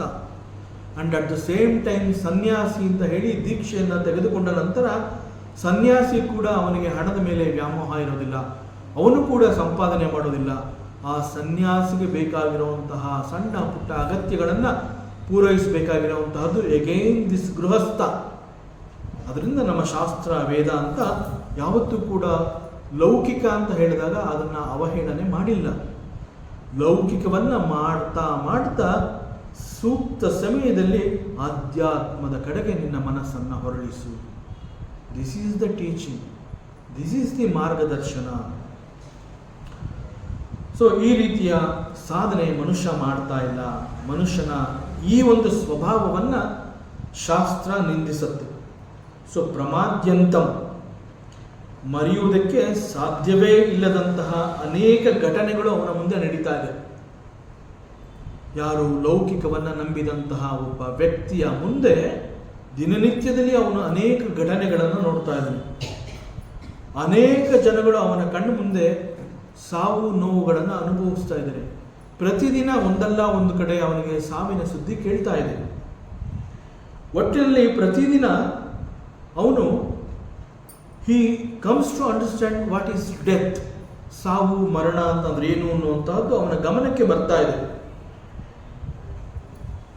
ಎಷ್ಟೇ ಕಷ್ಟಪಟ್ಟು ಸಂಪಾದನೆ ಮಾಡಿದಂತಹ ಹಣದಲ್ಲಿ ಒಂದು ನಯ ಪೈಸಾ ಕೂಡ ಆ ವ್ಯಕ್ತಿ ಮರಣ ಹೊಂದಿದಾಗ ಅವನು ಹಿಂದೆ ಹೋಗಲಿಲ್ಲ.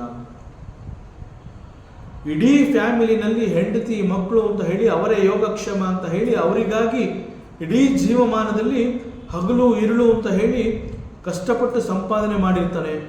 ಇವನ ಮರಣದಲ್ಲಿ ಅವರು ಯಾರೂ ಕೂಡ ಇವನ ಹಿಂದೆ ಹೋಗೋದಿಲ್ಲ. ಮರಣ ಪ್ರಾಪ್ತವಾಗಿದೆ ಅಂತಂದಾಗ ಮನೆಯ ಮುಂದುಗಡೆ ಅವನನ್ನು ಮಲಗಿಸಿ ಅವನನ್ನು ಹೆಸರಿನಿಂದ ಕೂಡ ಕರೆಯೋದಿಲ್ಲ, ಹೆಣ ಅಂತ ಕರೀತಾರೆ. ಸೊ ಮನೆಯಲ್ಲಿ ಎಲ್ಲರೂ ಮಾತಾಡ್ಕೋತಾರೆ, ಎಲ್ಲರೂ ಬಂದವರೆಲ್ಲ ಬಂದಾಯಿತು, ಯಾವಾಗ ಹೆಣನ ಎತ್ತೋದು ಅಂತ ಹೇಳ್ತಾರೆ. That means this is the hard reality. ಬದುಕಿರುವಾಗ ನೀ ಎಲ್ಲವನ್ನ ಅನುಭವಿಸು, ಆದರೆ ನೀನು ಅನುಭವಿಸ್ತಾ ಇರುವಂತಹದ್ದು ಸತ್ಯ ಅಂತ ನೀನು ತಿಳ್ಕೋಬೇಡ. ಯಾವುದು ನಿನ್ನ ಹಿಂದೆ ಬರೋದಿಲ್ಲ. ಸೊ ಹೀಗೆ ಅವನು ಕಣ್ಣೆದುರಿಗೆ ಅನೇಕಗಳನ್ನು ನೋಡ್ತಾ ಇರ್ತಾನೆ. ಸೊ ಅವನಿಗೂ ಗೊತ್ತು, ಯಾವತ್ತೋ ಒಂದು ದಿನ ಅನೇಕರುಗಳು ಹೇಗೆ ಸಾಯ್ತಾ ಇದ್ದಾರೆ, ಆ ರೀತಿಯಲ್ಲಿ ನನಗೂ ಕೂಡ ಒಂದು ದಿನ ಮರಣ ಬರುತ್ತೆ ಎನ್ನುವಂತಹದ್ದು ಅವನಿಗೂ ಗೊತ್ತು. ಗೊತ್ತಿದ್ರೂ ಕೂಡ ಈಗ ಬರಲ್ಲ ಅನ್ನುವಂತಹದ್ದು ಅವನ ನಂಬಿಕೆ. ನಾನು ಕೂಡ ಸಾಯ್ತೀನಿ, ಆದರೆ ಈಗ ಅಲ್ಲ. ಬಿಕಾಸ್ ಆಫ್ ದಿಸ್ ಧೋರಣೆ, ಬಚಗೋವಿಂದಂನಲ್ಲಿ ಆಚಾರ್ಯ ಶಂಕರರು ಹೇಳ್ತಾರೆ, ಪಶ್ಯನ್ ಅಪೀಚನ ಪಶ್ಯತಿ ಮೂಢ. ಕಣ್ಣೆದುರಿಗೆ ನೀ ನೋಡ್ತಾ ಇದೆಯಾ, ಕಣ್ಣೆದುರಿಗೆ ನೋಡ್ತಾ ಇದ್ರು ಕೂಡ ನೋಡಿರೋದು ನಿನಗೆ ಅರ್ಥ ಆಗ್ತಾ ಇಲ್ಲ. ಯು ಆರ್ ಎ ಮೂಢ. ಹೀಗೆ ಎಲ್ಲ ಗೊತ್ತಿದ್ರೂ ಕೂಡ ಅರ್ಥ ಮಾಡ್ಕೋತಾ ಇಲ್ಲ. ನಾನು ಶಾಶ್ವತ ಅಲ್ಲ ಅನ್ನುವಂತಹ ಪರಮ ಸತ್ಯ ತಿಳಿದು ಬಂದ ನಂತರ ಕೂಡ ವಿತ್ತ ಮೋಹೇನ ಮೂಢಂ, ಹಣಕ್ಕಾಗಿ ನೀನು ಹಂಬಲಿಸ್ತಾ ಇದೆಯಾ, ಸಂಸಾರಕ್ಕೆ ಅಂಟ್ಕೊಂಡಿದೆಯಾ, ಲೌಕಿಕಕ್ಕೆ ನೀನು ಅಂಟ್ಕೊಂಡಿದೆಯಾ. ಸೊ ಹೀಗೆ ಇಂತಹ ಪರಮಸತ್ಯ ಗೊತ್ತಾದ ನಂತರ ಕೂಡ ಲೈಫ್ ಅಂತಂದಾಗ ಬೈ ಇನ್ವಾಲ್ವಿಂಗ್ ಇನ್ ದಿ ಲೌಕಿಕ ಅನೇಕ ಕರ್ಮಗಳನ್ನು ಮಾಡಿ ಮಾಡಿ ಹಣದ ಹಿಂದೆ ಬೀಳ್ತಾ ಇರ್ತಾನೆ. ಸೊ ಆಸ್ತಿ, ಅಂತಸ್ತು, ಹಣ, ಒಡವೆ, ಐಶ್ವರ್ಯ ಇವೆಲ್ಲ ಕೂಡ ಎಂದೂ ಶಾಶ್ವತವಲ್ಲ. ಇದೆಲ್ಲ ಗೊತ್ತಿದೆ. ದ ಫೈನಲ್ ಟ್ರೂತ್ ಏನು ಅಂತಂದರೆ ಡೆತ್, ಸಾವು ಅನ್ನುವಂತಹದ್ದು ಎಲ್ಲವುಗಳಿಗಿಂತ ಮೇಲಿರುವಂತಹ ಸತ್ಯ. ಇಷ್ಟೆಲ್ಲ ಸತ್ಯ ಗೊತ್ತಿದ್ರೂ ಕೂಡ ಮನುಷ್ಯ ಲೋಕದ ಮೇಲಿನ ವ್ಯಾಮೋಹ, ಪ್ರಾಪಂಚಿಕ ಬಯಕೆಗಳನ್ನು ಅವನು ಬಿಟ್ಟುಕೊಟ್ಟಿಲ್ಲ. ಸ್ವಲ್ಪ ಕೂಡ ಅವನು ಕಡಿಮೆ ಮಾಡ್ಕೋತಾ ಇಲ್ಲ. ಅವನು ಬೆಳೀತಾ ಬೆಳೀತಾ ಮತ್ತಷ್ಟು ಹೆಚ್ಚು ಹೆಚ್ಚು ಬಯಕೆಗಳನ್ನು ಹೊಂದುತ್ತಾ ಇದ್ದಾನೆ. ಅಷ್ಟೇ ಹೊತ್ತು ಅವನು ಬೆಳೆದಿಲ್ಲ, ಅವನ ಬುದ್ಧಿಯಲ್ಲಿ ಬೆಳವಣಿಗೆ ಆಗಿಲ್ಲ. ದಟ್ ಈಸ್ ಕಾಲ್ಡ್ ದಿ ಬಾಲಂ. ಅದನ್ನು ಇಲ್ಲಿ ಪ್ರಮಾದ ಅಂತ ಹೇಳ್ತಿದ್ದಾರೆ. ಈ ಒಂದು ಸ್ವಭಾವವನ್ನು ಆಚಾರ್ಯ ಶಂಕರರು ಪ್ರಮಾದ ಅಂತ ಕರೆದಿದ್ದಾರೆ. ಮನುಷ್ಯ ಯಾವಾಗ ಈ ಸ್ಪಿರಿಚುಯಾಲಿಟಿಗೆ ಬರ್ತಾನೆ ಅಂತಂದರೆ ಅವನಲ್ಲಿ ಕೆಲವು ಪ್ರಶ್ನೆಗಳು ಬರಬೇಕು. ಭಗವದ್ಗೀತೆಯಲ್ಲಿ ಒಂದು ಕಡೆ ಪರಮಾತ್ಮ ಶ್ರೀಕೃಷ್ಣ ಹೇಳ್ತಾನೆ, ಅರ್ಜುನನಿಗೆ ಹೇಳ್ತಾನೆ, ಇಲ್ಲಿ ಅನೇಕ ರೀತಿಯ ಭಕ್ತರುಗಳಿದಾರಪ್ಪ, ನನಗೆ ಗೊತ್ತು. ಯಾವ್ಯಾವ ಭಕ್ತರಿಗೆ ನಾನು ಯಾವ್ಯಾವ ರೀತಿಯಲ್ಲಿ ಅವರಿಗೆ ಬೇಕು ಅನ್ನುವಂತಹದ್ದನ್ನು ಅವರೇ ಡಿಸೈಡ್ ಮಾಡ್ಕೊಂಡಿದ್ದಾರೆ. There are some types of bhaktas. ಕೆಲವು ಡಿವೋಟಿಗಳಿದ್ದಾರೆ, they are called arta bhakta. ಅವ್ರು ನನ್ನ ಹತ್ರ ಬರ್ಬೇಕಾದ್ರೆ ಅಳ್ತಾ ಬರ್ತಾರೆ, ಅಳ್ತಾ ಇರ್ತಾರೆ. ಆರ್ತನಾದ ಅಂತ ಹೇಳ್ತಾರೆ. ಹೀಗೆ ಅಳ್ತಾ ಅಳ್ತಾ ನನ್ನ ಹತ್ರ ಬರ್ತಾರೆ. ಯಾಕೆ ಅಳ್ತಾ ಅಳ್ತಾ ಬರ್ತಾರೆ ನನ್ನ ಹತ್ರ? ಅವರಿಗೆ ನನ್ನಿಂದ ಏನೋ ಒಂದು ಬೇಕು, ಸಮಾಧಾನ ಬೇಕು. ನಾನು ಬೇಡ, ಅವರಿಗೆ ನನ್ನಿಂದ ಸಮಾಧಾನ ಬೇಕು. ಯಾಕೆ ಅಳ್ತಾ ಇದ್ದಾರೆ? ಆರೋಗ್ಯ ಸರಿ ಇಲ್ಲದೆ ಇರಬಹುದು, ಬಡತನ ಇರಬಹುದು. ಹೀಗೆ ಅವರಿಗೆ ಏನೋ ಒಂದು ಬೇಕಾಗಿದೆ. ಆ ಏನೋ ಒಂದು ಬೇಕಾಗಿರೋದನ್ನ ನನ್ನಿಂದ ಪಡಿಬೇಕು ಅಂತ ಹೇಳಿ ನನ್ನ ಬಳಿಗೆ ಅಳ್ತಾ ಅಳ್ತಾ ಬರ್ತಾರೆ. ಬಂದು ಏನಪ್ಪ ಅಂತಂದರೆ ಅವ್ರು ನನ್ನನ್ನು ಕೇಳ್ತಾ ಇಲ್ಲ, ನಾನು ಅವ್ರ ತಲೆ ಸವರಿ ಬೆನ್ನು ಸವರಿ ಅವ್ರಿಗೆ ಬೇಕಾಗಿರುವಂತಹದ್ದನ್ನು ಕೊಟ್ಟಾಗ ಕೈ ಮುಗಿದು ಕೊಟ್ಟೋಗ್ತಾರೆ. They are called the arta bhaktas. ಮತ್ತೆ ಕೆಲವರು ಭಕ್ತ ಇರ್ತಾರೆ, they are called the artharthi. ನನಗೆ ಇಂತಹದ್ದೇ ಬೇಕು, ಇಂತಹದ್ದು ಬೇಕು ಅಂತ ಹೇಳಿ ಈ ಒಂದು ಹೋಮವನ್ನು ಮಾಡ್ತೀನಿ, ಇಂತಹ ಪೂಜೆಯನ್ನು ಮಾಡ್ತೀನಿ, ಈ ರೀತಿ ವ್ರತ, ನಿಯಮ, ಉಪವಾಸ ಇವೆಲ್ಲವನ್ನು ನಾನು ಮಾಡ್ತೀನಿ, ನಿನಗೆ ಬೆಳ್ಳಿ ಕಿರೀಟ ಹೊಟ್ಟಿಸ್ತೀನಿ, ಪಂಚಾಮೃತ ಅಭಿಷೇಕ ಮಾಡ್ತೀನಿ, 101 ತೆಂಗಿನಕಾಯಿ ಒಡಿಸ್ತೀನಿ, ಇವೆಲ್ಲವನ್ನು ನಾನು ಮಾಡ್ತೀನಿ. ಬಟ್ ನನಗೆ ನೀನು ಕೊಡಬೇಕಾಗಿರೋದು ಕೊಡಲೇಬೇಕು. ಸೊ ಈ ಭಕ್ತರಿಗೂ ಕೂಡ ಪರಮಾತ್ಮ ಬೇಡ, ಪರಮಾತ್ಮನಿಂದ ಅವರಿಗೆ ಬೇಕಾಗಿರುವಂತಹದ್ದು ಬೇಕು. This type of devotees are called the artharthi. ಯಾವಾಗ ಮನುಷ್ಯ ಇವೆಲ್ಲವುಗಳನ್ನು ಅನುಭವಿಸ್ತಾ ಇರ್ತಾನೆ, ಆಗ ಲೋಕದಲ್ಲಿ, ಪ್ರಪಂಚದಲ್ಲಿ ಅವನು ಅನೇಕ ರೀತಿಯ ಏಳು ಬೀಳುಗಳನ್ನು ನೋಡ್ತಾ ಬರ್ತಾನೆ. ಆ ಏಳು ಬೀಳುಗಳು ಹೇಗೆ ಅಂತಂದರೆ, ಮನೆಯಲ್ಲಿ ಸಾಕಷ್ಟು ಐಶ್ವರ್ಯ, ಹಣ ಎಲ್ಲ ಸಮೃದ್ಧಿಯಾಗಿ ಇದೆ, ಆದರೆ ದೇಹ ಅನಾರೋಗ್ಯದಿಂದ ಕೂಡಿ ಯಾವುದನ್ನು ಅನುಭವಿಸೋಕ್ಕಾಗ್ತಾ ಇಲ್ಲ. ಅನ್ನ ತಿನ್ನಕ್ಕಾಗಲ್ಲ, ಸಿಹಿ ಪದಾರ್ಥ ತಿನ್ನಕ್ಕಾಗೋದಿಲ್ಲ, ಮತ್ತು ದುಡ್ಡು ಯಾಕೆ? ಸುಪ್ಪತ್ತಿಗೆಯ ಹಾಸಿಗೆ ಇದೆ, ಮಲ್ಕೊಂಡ್ರೆ ನಿದ್ದೆ ಬರೋದಿಲ್ಲ. ದಿಸ್ ಈಸ್ ಕಾಲ್ಡ್ ಏಳು ಬೀಳುಗಳು. ಪ್ರಪಂಚದಲ್ಲಿ ಮನುಷ್ಯ ಯಾವಾಗ ಅನೇಕ ಅನುಭವಗಳ ನಂತರ ಬಹಳ ದೊಡ್ಡ ಹೊಡೆತವನ್ನು ತಿಂದಿರ್ತಾನೆ, ಅನೇಕ ರೀತಿಯ ಏಳು ಬೀಳುಗಳ ಪರಿಚಯ ಆಗತ್ತೆ. ಆ ಪರಿಚಯ ಆದಾಗ ಅವನಲ್ಲಿ ಅನೇಕ ರೀತಿಯ ಪ್ರಶ್ನೆಗಳು ಬರುತ್ತೆ. ನಾನು ಯಾರು? ನಾನು ಇಲ್ಲಿಗೆ, ಈ ಪ್ರಪಂಚಕ್ಕೆ ಯಾಕೆ ಬಂದೆ? ಯಾಕೆ ಅಂತಂದರೆ, ಎಷ್ಟೊಂದು ದುಡ್ಡಿದೆ, ಎಷ್ಟು ದೊಡ್ಡ ಮನೆ ಇದೆ, ಪ್ಯಾಲೇಸ್ ಥರ ಮನೆ ಇದೆ, ಮನೆ ಬರ್ತಿ ಹಣ ಇದೆ, ಮಲ್ಕೋಬೇಕು ಅಂತಂದರೆ ಸುಪ್ಪತ್ತಿಗೆಯಂಥ ಹಾಸಿಗೆ ಇದೆ, ನಿದ್ದೆ ಬರೋದಿಲ್ಲ, ತಿನ್ನಕ್ಕಾಗೋದಿಲ್ಲ, ಆರೋಗ್ಯ ಸರಿ ಇಲ್ಲ. ಸೊ ನಾ ಯಾಕಪ್ಪ ಈ ಪ್ರಪಂಚಕ್ಕೆ ಬಂದೆ? ಇಷ್ಟೆಲ್ಲ ಹಣ ಸಂಪಾದನೆ ಮಾಡಿದ್ದು ಯಾಕೆ? ಇದಕ್ಕೋಸ್ಕರ ನಾನು ಇಲ್ಲಿ ಬರಬೇಕಾಯ್ತಾ? ಆಗ ಅವನಲ್ಲಿ ಪ್ರಶ್ನೆ ಬರುತ್ತೆ, ನಾನು ಯಾರು? ನಾನು ಈ ಪ್ರಪಂಚಕ್ಕೆ ಯಾಕೆ ಬಂದೆ? ಆಯಿತು, ಬಂದಿದ್ದಾಯಿತು. ಬಂದ ಮೇಲೆ ನನ್ನ ಉದ್ದೇಶ ಏನು? ಯಾಕೆ ಬಂದೆ ಅನ್ನೋದು ಗೊತ್ತಿಲ್ಲ, ಬಂದಾಯಿತು. ಬಂದ ಮೇಲೆ ಇಲ್ಲಿ ನಾನು ಮಾಡಬೇಕಾಗಿರುವಂತಹದ್ದೇನು? ಈ ಹಿಂದೆ ಮಾಡಿದೆ, ಹಣಕ್ಕಾಗಿ ಅನೇಕ ರೀತಿಯ ಕರ್ಮಗಳನ್ನು ಮಾಡಿದೆ, ಹಣ ಎಲ್ಲ ಬಂದು ಸೇರಿದೆ, ಆದರೆ ನೆಮ್ಮದಿನೇ ಇಲ್ಲ. ಆದ್ದರಿಂದ ಹಣ ಸಂಪಾದನೆ ಈಸ್ ನಾಟ್ ದಿ ಗುರಿ, ಇಟ್ ಈಸ್ ನಾಟ್ ದಿ ಉದ್ದೇಶ. ಹಾಗಾದರೆ ವಾಟ್ ಈಸ್ ಮೈ ಉದ್ದೇಶ? ನಾನು ಯಾಕೆ ಬಂದೆ ಈ ಪ್ರಪಂಚಕ್ಕೆ? ಬಂದಿದ್ದಾಯಿತು, ನನ್ನ ಉದ್ದೇಶ ಕೂಡ ಗೊತ್ತಾಗ್ತಾ ಇಲ್ಲ.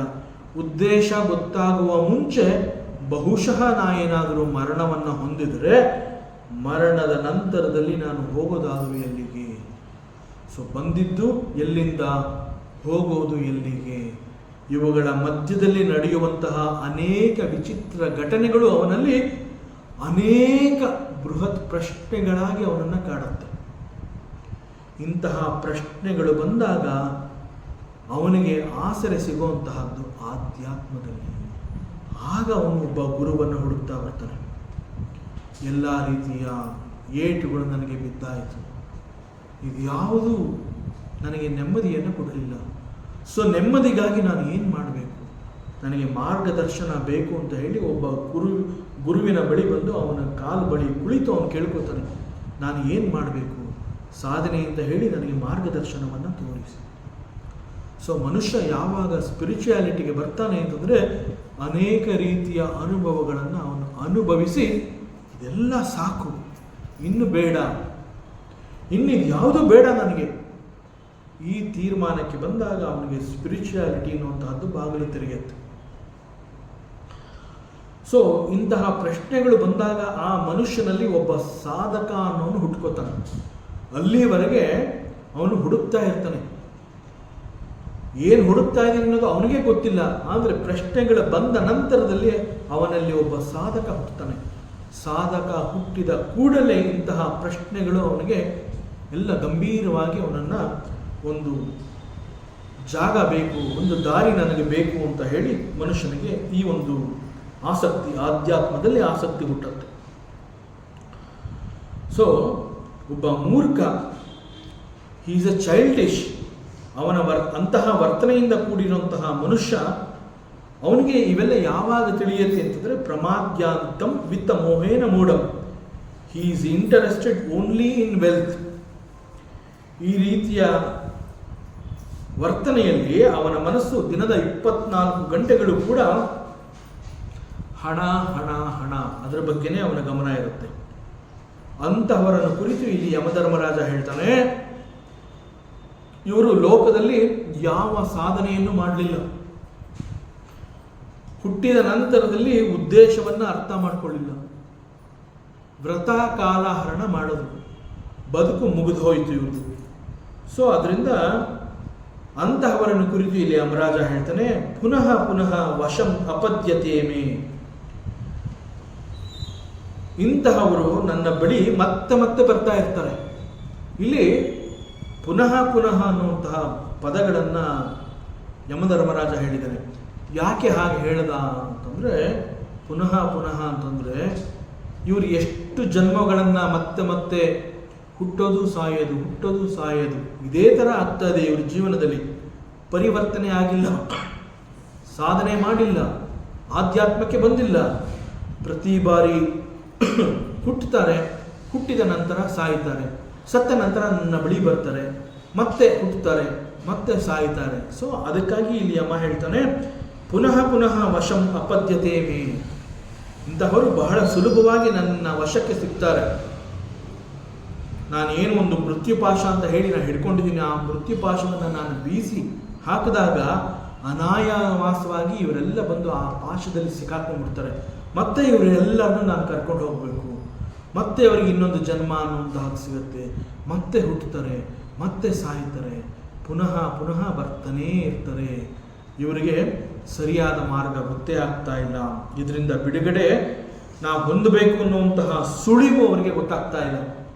ಈ ಹುಟ್ಟು ಸಾವಿನ ಸರಪಳಿಯಿಂದ ನಾನು ಹೇಗೆ ಈಚೆ ಬರಬೇಕು ಅನ್ನುವಂತಹದ್ದು ಅವ್ರಿಗೆ ಗೊತ್ತಿಲ್ಲದೆ ಇರೋದ್ರಿಂದ ಪುನರಪಿ ಮರಣಂ ಪುನರಪಿ ಜನನಂ, ಅವರು ಪುನಃ ಪುನಃ ನನ್ನ ವಶಕ್ಕೆ ಸಿಗ್ತಾನೆ ಇರ್ತಾರೆ. ಭಾಗವತದಲ್ಲಿ ಒಂದು ಕಡೆ ಯಮಧರ್ಮರಾಜ ಹೇಳ್ತಾನೆ. ಅವನೇನು ಹೇಳ್ತಾನೆ ಯಮಧರ್ಮರಾಜ ಅಂತಂದರೆ, ಸಾಧಕರು ಅಥವಾ ಸಾಧನೆಗೆ ತೊಡಗಿರುವಂತಹ ಅನೇಕ ರೀತಿಯ ಡಿವೋಟಿಗಳು ಪ್ರಪಂಚದಲ್ಲಿ ಎಲ್ಲವನ್ನ ಅವರು ಅನುಭವಿಸಿ ಆಗಿದೆ, ಸತ್ಯವನ್ನು ಹುಡುಕ್ತಾ ಇದ್ದಾರೆ. I want to know what is truth. ಅದು ನನಗೆ ಬದುಕಿರುವ ಈ ಸಮಯದಲ್ಲಿ ಗೊತ್ತಾಗಬೇಕು, ನಾನು ಮೋಕ್ಷವನ್ನು ಪಡೀಲೇಬೇಕು ಅಂತ ಹೇಳಿ, ಈ ಯಾವ ಬಂಧನಗಳು ಕೂಡ ನನಗೆ ಬೇಡ ಅಂತ ಹೇಳಿ ಅಂತಹ ಸಜ್ಜನರು ಸಾಧನೆಯಲ್ಲಿ ತೊಡಗಿರ್ತಾರೆ. ಅಂತಹವರ ಬಳಿ ನೀವು ಹೋಗಬೇಡಿ ಅಂತ ಹೇಳಿ ಯಮಧರ್ಮರಾಜ ತನ್ನ ದೂತರಿಗೆ ಹೇಳ್ತಾನೆ. ನೀವು ಅವ್ರ ಹತ್ರ ಹೋಗಬೇಡಿ. ಯಾಕೆ ಅಂತಂದರೆ ಅವರೆಲ್ಲ ಸಜ್ಜನರು, ಸಾಧನೆಯನ್ನು ಮಾಡ್ತಾ ಇರೋರು. ಅವರೆಲ್ಲರ ಸುತ್ತ ವಿಷ್ಣು ದೂತರು ನಿಂತು ಅವ್ರನ್ನೆಲ್ಲ ಪ್ರೊಟೆಕ್ಟ್ ಮಾಡ್ತಾ ಇದ್ದಾನೆ. ಸೊ ನಾವು ಅಲ್ಲಿ ಹೋದರೆ ಅವ್ರು ಯಾರು, ನಾನು ಬೀಸಿದ ಪಾಶಕ್ಕೆ ಅವ್ರು ಯಾರು ಸಿಗೋದಿಲ್ಲ. ಯಾಕೆ? ಅವರು ಸತ್ಯದ ಅನ್ವೇಷಣೆಯಲ್ಲಿ, ಸಾಧನೆಯಲ್ಲಿ ತೊಡಗಿರುವಂತಹ ಸಜ್ಜನರು. ಅದರಿಂದ ಅಲ್ಲಿ ಹೋಗಬೇಡಿ. ನೀವು ಎಲ್ಲಿ ಹೋಗಬೇಕು ಅಂತಂದರೆ ಯಾರು ಸಾಧನೆಯಲ್ಲಿ ತೊಡಗಿಲ್ಲ, ಯಾರು ಲೌಕಿಕದಲ್ಲಿರ್ತಾರೆ ಅಂತಹವ್ರ ಬಳಿ ನೀವು ಹೋಗಿ. ಸೊ ವಿಷ್ಣು ದೂತರು ಇರೋ ಆ ಜಾಗಕ್ಕೆ ನೀವು ಹೋಗಬೇಡಿ. ಅವರೆಲ್ಲರೂ ಕೂಡ ಈ ಸಜ್ಜನರನ್ನು ಪ್ರೊಟೆಕ್ಟ್ ಮಾಡ್ತಾ ಇರ್ತಾರೆ. ಭಾಗವತದಲ್ಲಿ ಇದರ ಬಗ್ಗೆ ಪ್ರಸ್ತಾಪ ಇದೆ. ಈ ಸಂದರ್ಭದಲ್ಲಿ ಆಚಾರ್ಯ ಶಂಕರರು ಹೇಳ್ತಾರೆ, ಪ್ರಾಯೇಣ ಏವಂ ವಿಧಃ ಲೋಕಃ. ಸಾಮಾನ್ಯವಾಗಿ ಈ ಲೋಕದಲ್ಲಿ ಇಂತಹ ಜನಗಳೇ ಹೆಚ್ಚು. ಇವತ್ತು ಮೆಜಾರಿಟಿ ಆಫ್ ದಿ ಪೀಪಲ್ ಅವರು ಲೌಕಿಕವನ್ನು ಇಷ್ಟಪಡ್ತಾ ಇದ್ದಾರೆ. ಹುಟ್ಟಿದ ಮೇಲೆ ಎಂಜಾಯ್ಮೆಂಟ್ ಚೆನ್ನಾಗಿ ಅನುಭವಿಸ್ಬೇಕು. ಯಾಕೆ ಅಂತಂದರೆ ಮುಂದೆ ನಾವು ಹುಟ್ಟುತ್ತೀನೋ ಇಲ್ವೋ ಗೊತ್ತಿಲ್ಲ, ಮತ್ತೊಂದು ಲೋಕ ಇದೆಯೋ ಇಲ್ವೋ ಗೊತ್ತಿಲ್ಲ, ಮತ್ತೆ ಇನ್ನೊಂದ್ಸಲಿ ಹುಟ್ಟಿದಾಗ ನಾನು ಮನುಷ್ಯನಾಗಿರ್ತೀನೋ ಇಲ್ವೋ ಗೊತ್ತಿಲ್ಲ. ಆದ್ದರಿಂದ ಈಗ ಮನುಷ್ಯನಾಗಿ ನಾನು ಹುಟ್ಟಿದ್ದೀನಿ, ಇಲ್ಲಿ ಹೇರಳವಾದ ಅವಕಾಶಗಳಿದೆ. ಈ ಎಲ್ಲ ಅವಕಾಶಗಳನ್ನು ಬಳಸಿಕೊಂಡು ನಾನು ಹೆಚ್ಚು ಹೆಚ್ಚು ಸುಖವನ್ನು ಹೊಂದಬೇಕು ಅನ್ನುವಂತಹ ಜನಗಳು ಜಾಸ್ತಿ. ಪ್ರಾಯೇಣ ಏವಂ ವಿಧಃ ಲೋಕಃ. ಇಂತಹ ಜನಗಳು ಈ ಲೋಕದಲ್ಲಿ ಹೆಚ್ಚಾಗಿದ್ದಾರೆ. ಇವರೆಲ್ಲರ ಗಮನ ಸದಾಕಾಲ ಯೋಗಕ್ಷೇಮಂ. ಏನು, ವಾಟ್ ಈಸ್ ದಿಸ್ ಯೋಗಕ್ಷೇಮ? ಯಾವುದೋ ಅವರ ಬಳಿ ಇಲ್ಲ, ಅವೆಲ್ಲವನ್ನ ಪ್ರಪಂಚದಿಂದ ಕರ್ಮವನ್ನು ಮಾಡಿ ಸಂಪಾದನೆ ಮಾಡುವಂತಹದ್ದು, ಇಲ್ಲದೇ ಇರುವಂತಹದ್ದನ್ನು ಪಡ್ಕೊಳ್ಳುವಂತಹದ್ದು ಯೋಗ. ಪಡ್ಕೊಂಡ ನಂತರದಲ್ಲಿ ಅವುಗಳು ಮತ್ತೆ ಕೈ ಬಿಡಬಾರ್ದು ಅಂತ ಹೇಳಿ ಅವುಗಳ ಕ್ಷೇಮ, ಅವುಗಳ ರಕ್ಷಣೆ ಮಾಡುವಂತಹದ್ದು. ಸೊ ಒಂದು ಯೋಗ, ಮತ್ತೊಂದು ಕ್ಷೇಮ, ಇವೆರಡನ್ನ ಬಿಟ್ಟು ಅವರು ಸಾಧನೆಯಿಂದ ಮಾಡ್ತಾನೆ ಇಲ್ಲ. ಅಂತಹ ಜನಗಳು ಸಂಪೂರ್ಣವಾಗಿ ಇಲ್ಲಿ ಸಿಕ್ಕಿ ಬಿದ್ದಿದ್ದಾರೆ. ಅಂತಹವರಿಗೆ ಆಧ್ಯಾತ್ಮ ಈಸ್ ನಾಟ್ ಪಾಸಿಬಲ್. ಸೊ ಅವರಿಗೆ ಆಧ್ಯಾತ್ಮ ಈಸ್ ನಾಟ್ ಪಾಸಿಬಲ್. ಈ ಕಾರಣದಿಂದ ಯಮರಾಜ ಹೇಳ್ತಾನೆ, ಮತ್ತೆ ಮತ್ತೆ ಪುನಃ ಪುನಃ ಇಂತಹ ಜನಗಳು ನನ್ನ ಮೃತ್ಯುಪಾಶಕ್ಕೆ ಸಿಕ್ಕಾಕೋತಾನೆ ಇದ್ದಾರೆ, ಮೃತ್ಯುವಿನ ದವಡೆಯಲ್ಲಿ ಸಿಕ್ಕಾಕೋತಾ ಇದ್ದಾರೆ. ಮೃತ್ಯುವಿನ ಸರಪಳಿಯಿಂದ ಹೇಗೆ ಹೊರಗಡೆ ಹೋಗಬೇಕು, ಹೇಗೆ ಮುಕ್ತಿಯನ್ನು ಪಡಿಬೇಕು, ಹೇಗೆ ಮೋಕ್ಷವನ್ನು ನಾನು ಸಂಪಾದನೆ ಮಾಡಬೇಕು, ಬಂಧನ ಸಾಕು ಅನ್ನುವಂತಹದ್ದು ಅವ್ರಿಗೆ ಇನ್ನೂ ಅನುಭವ ಆಗೇ ಇಲ್ಲ. ಹಾಗಾದರೆ ನಿಜವಾದ ಸಾಧಕರು ಯಾರು ಅನ್ನುವಂತಹ ಪ್ರಶ್ನೆ ಬರುತ್ತೆ. ಯಮಧರ್ಮರಾಜ ಹೇಳ್ತಾನೆ, ಶ್ರವಣಾಯಾಪಿ ಬಹುಭಿರ್ಯೋ ನ ಲಭ್ಯಃ ಶೃಣ್ವಂತೋಪಿ ಬಹವೋ ಯಂ ನ ವಿದ್ಯುಃ ಆಶ್ಚರ್ಯೋ ವಕ್ತ ಕುಶಲೋಸ್ಯ ಲಬ್ಧಾಃ ಆಶ್ಚರ್ಯೋ ಜ್ಞಾತ ಕುಶಲಾನುಶಿಷ್ಟಃ. ಸೊ ನಿಜವಾದ ಸಾಧಕರು ಹೇಗಿರ್ತಾರೆ, ಅವರ ಲಕ್ಷಣ ಏನು, ಮತ್ತು ಈ ಒಂದು ಆತ್ಮಜ್ಞಾನ ಅನ್ನುವಂತಹದ್ದು ವೆರಿ ರೇರ್ ನಾಲೆಡ್ಜ್. ಅಷ್ಟು ಸುಲಭವಾಗಿ ಎಲ್ಲರೂ ಇದನ್ನು ತಿಳ್ಕೊಳ್ಳೋದಕ್ಕೆ ಸಾಧ್ಯ ಇಲ್ಲ. So what is that speciality? So ಈ ಮಂತ್ರದಲ್ಲಿ ಯಮಧರ್ಮರಾಜ ಏನು ಮಾಡ್ತಾ ಇದ್ದಾನೆ ಅಂತಂದರೆ, ಒಂದು ಸಾಧಕರು ಹೇಗಿರ್ತಾರೆ, ಸಿಕ್ಕಂತಹ ಪ್ರತಿ ಅವಕಾಶಗಳನ್ನು ಹೇಗೆ ಉಪಯೋಗಿಸ್ಕೋತಾರೆ ಅದನ್ನು ಹೇಳ್ತಾ ಇದ್ದಾನೆ. ಜೊತೆಯಲ್ಲಿ ಈ ಆತ್ಮಜ್ಞಾನ ಅನ್ನುವಂತಹದ್ದು ಎಷ್ಟು ದೊಡ್ಡ ನಿಧಿ, ಎಷ್ಟು ರೇರ್ ನಾಲೆಡ್ಜ್ ಇದು, ಪರಮ ರಹಸ್ಯದಿಂದ ಕೂಡಿರುವಂತಹ ಬಹಳ ದೊಡ್ಡ ಜ್ಞಾನ ಇದು. ಸೊ ಇದು ಮನುಷ್ಯನಿಗೆ ಮೋಕ್ಷವನ್ನೇ ಕರುಣಿಸುತ್ತೆ.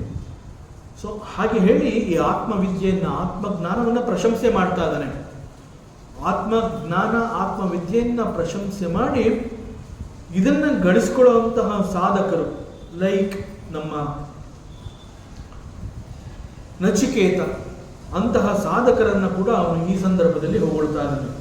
ಶ್ರವಣಾಯಾಪಿ ಬಹುಭಿಃ ಯಹ ನ ಲಭ್ಯ. ಸೊ ಈ ಆತ್ಮಜ್ಞಾನ ಅನ್ನುವಂತಹದ್ದು ಬಹಳ ವಿರಳ. ಬಹಳ ವಿರಳ ಅಂತಂದ್ರೆ ಏನು, ಅಷ್ಟು ಸುಲಭವಾಗಿ ಇದು ಎಲ್ಲ ಕಡೆ ಸಿಗೋದಿಲ್ಲ. ಕಣ್ಣು ಬಿಟ್ಟು ನೋಡಿದಾಗಲೆಲ್ಲ ಪ್ರಪಂಚದಲ್ಲಿರುವಂತಹ ಅನೇಕ ದೃಶ್ಯ ವಸ್ತುಗಳು ಕಣ್ಣಿಗೆ ಕಾಣುತ್ತಲ್ಲ, ಆ ರೀತಿ ಕಣ್ಣು ಬಿಟ್ಟಾಗಲೆಲ್ಲ ಸಿಗುವಂತಹ ವಸ್ತು ಅಲ್ಲ ಇದು ಆತ್ಮಜ್ಞಾನ. ಇದು ಬಹಳ ವಿರಳ. ಇದು ಅಷ್ಟು ಸುಲಭವಾಗಿ ಯಾರ ಕಣ್ಣಿಗೂ ಇದು ಕಾಣಿಸೋದಿಲ್ಲ. It is a very rare knowledge, ಬಹಳ ರಹಸ್ಯವಾದ ಜ್ಞಾನ. ಆದ್ದರಿಂದ ಈ ಆತ್ಮಜ್ಞಾನ ಅನ್ನುವಂತಹದ್ದು ಇಲ್ಲಿ ಯಮಧರ್ಮರಾಜ ಹೊಗಳ್ತಾ ಇದ್ದಾನೆ. ಶ್ರವಣಾಯ ಅಪಿ ಅಂತಂದ್ರೆ ಈ ಆತ್ಮಜ್ಞಾನವನ್ನ ಕೇಳಬೇಕು ಅನ್ನುವಂತಹ ಆಸೆ ಇದ್ರೂ ಕೂಡ ಬಹಳ ಕಷ್ಟ ಅದು ಕೇಳಿಸ್ಕೊಳ್ಳೋದು. ಬಹುಭಿಃ ಯ ನ ಲಭ್ಯ. ಎಷ್ಟೋ ಜನಕ್ಕೆ ಇಂತಹ ಒಂದು ನಾಲೆಡ್ಜ್ ಇದೆ ಅನ್ನುವಂತಹದ್ದೇ ಗೊತ್ತಿಲ್ಲ. ಈ ಆತ್ಮಜ್ಞಾನ ಅಥವಾ ಆತ್ಮವಿದ್ಯೆ ಎನ್ನುವಂತಹದ್ದು ಒಂದು ರಹಸ್ಯವಾದ ಜ್ಞಾನ ಇದೆ. ಆ ಜ್ಞಾನವನ್ನು ತಿಳ್ಕೊಂಡಾಗ ಅದು ಮೋಕ್ಷವನ್ನೇ ಕರುಣಿಸುತ್ತೆ ಅನ್ನುವಂತಹ ವಿಚಾರವೇ ಹಲವಾರು ಮಂದಿಗೆ ತಿಳಿದಿಲ್ಲ. ಸೊ ಇಂತಹ ಒಂದು ನಾಲೆಡ್ಜ್ ಇದೆ ಎನ್ನುವಂತಹದ್ದು ಅನೇಕರಿಗೆ ಗೊತ್ತಿಲ್ಲ. ಆದ್ದರಿಂದ it is not available very easily. ಅಷ್ಟು ಸುಲಭವಾಗಿ ಇದು ಸಿಗೋದಿಲ್ಲ. ಶೃಣ್ವಂತೋ ಅಪಿ ಬಹವಃ ಯಂ ನ ವಿದ್ಯುಃ. ಕೆಲವರು ಕೇಳ್ತಾರೆ, ಅವರಿಗೆ ಅವಕಾಶ ಸಿಗತ್ತೆ, ಆತ್ಮಜ್ಞಾನ, ಆತ್ಮವಿದ್ಯೆ ಎನ್ನುವಂತಹದನ್ನ ಕೇಳಿಸ್ಕೊಳ್ಳುವಂತಹ ಒಂದು ಪ್ರಯತ್ನದಲ್ಲಿ ಸಫಲತೆಯನ್ನು ಹೊಂದುತ್ತಾರೆ. ಅವರು ಕೇಳಿಸ್ಕೋತಾರೆ. ಕೇಳಿಸ್ಕೊಂಡಿರುವಂತಹವರು ಕೂಡ ಇರಬಹುದು. ಆದರೆ ಅವರಲ್ಲಿ one more type of category people ಏನು ಅಂತಂದರೆ, ದೇವರ ಅನುಗ್ರಹದಿಂದ ಇಂತಹ ಜ್ಞಾನ ಅವರಿಗೆ ಸುಲಭವಾಗಿ ಸಿಗುವ ಹಾಗೆ ಆಗಿರುತ್ತೆ. That is because of the previous janmas punya. So ಅವ್ರಿಗೆ ಇದು ಸಿಗತ್ತೆ, ಒಂದು ಅವಕಾಶ ಸಿಗತ್ತೆ. ಆದರೆ ಕೇಳಿದ್ರೂ ಕೂಡ ದೇ ಡೋಂಟ್ ಅಂಡರ್ಸ್ಟ್ಯಾಂಡ್.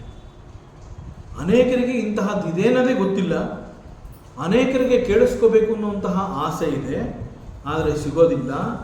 ಕೆಲವರು because of the previous janmas ಪುಣ್ಯ, ದೇವರ ಅನುಗ್ರಹ, ಗುರುವಿನ ಅನುಗ್ರಹದಿಂದ ಅವರಿಗೆ ಕೇಳಿಸ್ಕೊಳ್ಳುವಂತಹ ಒಂದು ಸೌಭಾಗ್ಯ, ಅವಕಾಶ, ಅನುಗ್ರಹ ಇವೆಲ್ಲ ಸಿಗುತ್ತೆ. ಕೇಳಿಸ್ಕೋತಾರೆ. ಕೇಳಿಸ್ಕೊಂಡ ನಂತರದಲ್ಲಿ ಹೆಚ್ಚಿನ ಭಾಗ ಅವರಿಗೆ ಅರ್ಥ ಆಗೋದೇ ಇಲ್ಲ. ಅಂತಹ ರಹಸ್ಯವಾದ ಜ್ಞಾನ ಇದು. ಸೊ ಅವರೆಲ್ಲ ಕೇಳಿಸ್ಕೋತಾ ಇದ್ರು ಕೂಡ ಇಲ್ಲಿ ಏನು ನಡೀತಾ ಇದೆ, ಏನು ಹೇಳ್ತಾ ಇದ್ದಾರೆ, ಏನಿದು ವಿಚಾರ ಅನ್ನುವಂತಹದನ್ನ ಸೂಕ್ಷ್ಮವಾಗಿ ತಿಳ್ಕೊಳ್ಳುವಂತಹ ಅಬಿಲಿಟಿ, ಸಾಮರ್ಥ್ಯ ಅನೇಕರಿಗೆ ಇರೋದಿಲ್ಲ. ಸೊ ಕೇಳಿಸ್ಕೊಂಡ್ರೂ ಕೂಡ, ಇನ್ ಸ್ಪೈಟ್ ಆಫ್ ಲಿಸನಿಂಗ್, ಕೇಳಿಸ್ಕೊಂಡ್ರೂ ಕೂಡ ದೇ ಡೋಂಟ್ ಅಂಡರ್ಸ್ಟ್ಯಾಂಡ್. ನ ವಿದ್ಯುಹು ನಾವಿದ್ಯು ಅಂತಂದರೆ ಕೇಳಿಸ್ಕೊಂಡ್ರೂ ಕೂಡ ಅರ್ಥ ಆಗಲಿಲ್ಲ. ಆದ್ದರಿಂದ ಆಶ್ಚರ್ಯ ವಕ್ತ, ಯಾರೋ ಒಬ್ಬ ಮನುಷ್ಯ ಇಂತಹ ಒಂದು ಪರಮ ರಹಸ್ಯವಾದ ಆತ್ಮವಿದ್ಯೆಯ ಬಗ್ಗೆ, ಆತ್ಮಜ್ಞಾನದ ಬಗ್ಗೆ ಅವನು ವಿಚಾರವನ್ನು ಮಾಡ್ತಾ ಇದ್ದಾನೆ. ಅವನು ಇವೆಲ್ಲವನ್ನ ಕುರಿತು ಮಾತನಾಡ್ತಾ ಇದ್ದಾನೆ. So he is wonderful. ಆಶ್ಚರ್ಯ ಅಂತಂದರೆ ಇಟ್ ಈಸ್ ವಂಡರ್ಫುಲ್. ಯಾರೋ ಒಬ್ಬ ವ್ಯಕ್ತಿ ಇದ್ದಾನೆ, ಒಬ್ಬ ಗುರು ಇದ್ದಾನೆ, ಅವನು ಇವೆಲ್ಲವನ್ನ ಹೇಳ್ತಾ ಇದ್ದಾನೆ. ಕುಶಲಃ ಅಸ್ಯ ಲಬ್ಧ. ಮತ್ತು ಯಾರು ಅದನ್ನೆಲ್ಲ ಕೇಳಿಸ್ಕೋತಾ ಇದ್ದಾರೆ ಮತ್ತು ಏನು ಹೇಳ್ತಾ ಇದ್ದಾರೆ, ಸೊ ಹೇಳ್ತಾ ಇರೋಂತಹದ್ದು ಕೇಳಿಸ್ಕೊಳ್ಳುವಂತಹ ಎರಡೂ ಕೂಡ ಬಹಳ ಆಶ್ಚರ್ಯ. ಹೇಳೋದು ಸಿಕ್ಕಿರೋದೇ ವಂಡರ್ಫುಲ್, ಆಶ್ಚರ್ಯ. ಅದನ್ನು ಕೇಳಿಸ್ಕೊಂಡು ಹೀ ಈಸ್ ಗ್ರಾಸ್ಪಿಂಗ್, ಅದು ಮತ್ತಷ್ಟು ಆಶ್ಚರ್ಯ. ಆದ್ದರಿಂದ ಇಲ್ಲಿ ಅಂತಹವನನ್ನು ಕುಶಲ, ಹೇಳ್ತಾ ಇರೋವಂತಹವನು ಕೂಡ ಕುಶಲ, ಕೇಳಿಸ್ಕೊಂಡು ಅರ್ಥ ಮಾಡ್ಕೋತಾ ಇರೋವಂತಹವನು ಕೂಡ ಕುಶಲ. ಅವನು ನಿಜವಾಗ್ಲೂ ಚತುರ, ಬುದ್ಧಿವಂತ, ಅದರ ಬಗ್ಗೆ ಅನುಮಾನ ಇಲ್ಲ. ಆಶ್ಚರ್ಯೋ ಜ್ಞಾತ. It is wonder to see such people. ಒಬ್ಬ ಗುರು ಹೇಳ್ತಾ ಇದ್ದಾನೆ, ಒಬ್ಬ ಶಿಷ್ಯ ಅದನ್ನು ಕೇಳಿ ತಿಳ್ಕೊಂಡು ಗ್ರಾಸ್ಪ್ ಮಾಡ್ತಾ ಇದ್ದಾನೆ ಅಂತಂದರೆ ಅದೇ ಒಂದು ರೀತಿಯ ಆಶ್ಚರ್ಯ. ಕುಶಲಾನುಶಿಷ್ಟ, ಯಾರೋ ಒಬ್ಬ ಒಳ್ಳೆಯ ಗುರುವಿನಿಂದ ಕಲ್ತಿರಬಹುದು, ಅವನು ಹೇಳ್ತಾ ಇದ್ದಾನೆ. ಸೊ ಇದರರ್ಥ ಇಟ್ ಈಸ್ ರಿಯಲಿ ವಂಡರ್, ಬಹಳ ಆಶ್ಚರ್ಯ.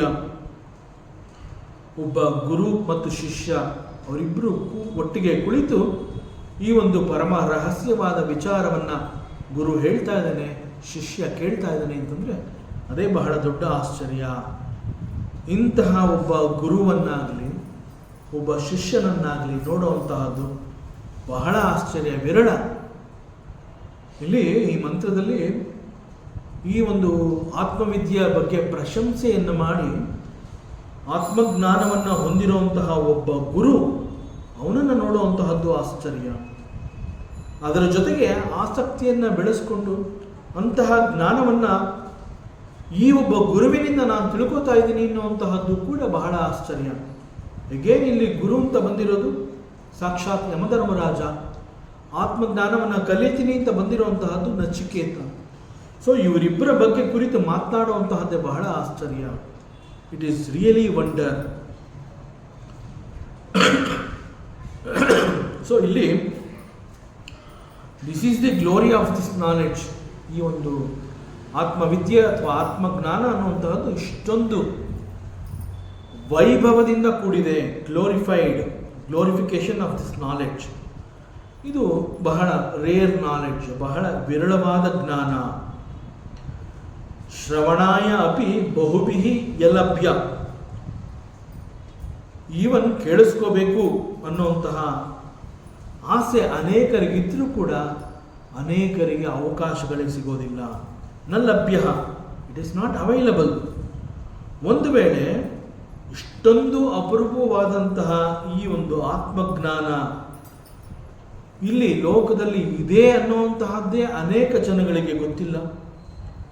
ಅಪ್ಪಿತಪ್ಪಿ ಒಂದು ವೇಳೆ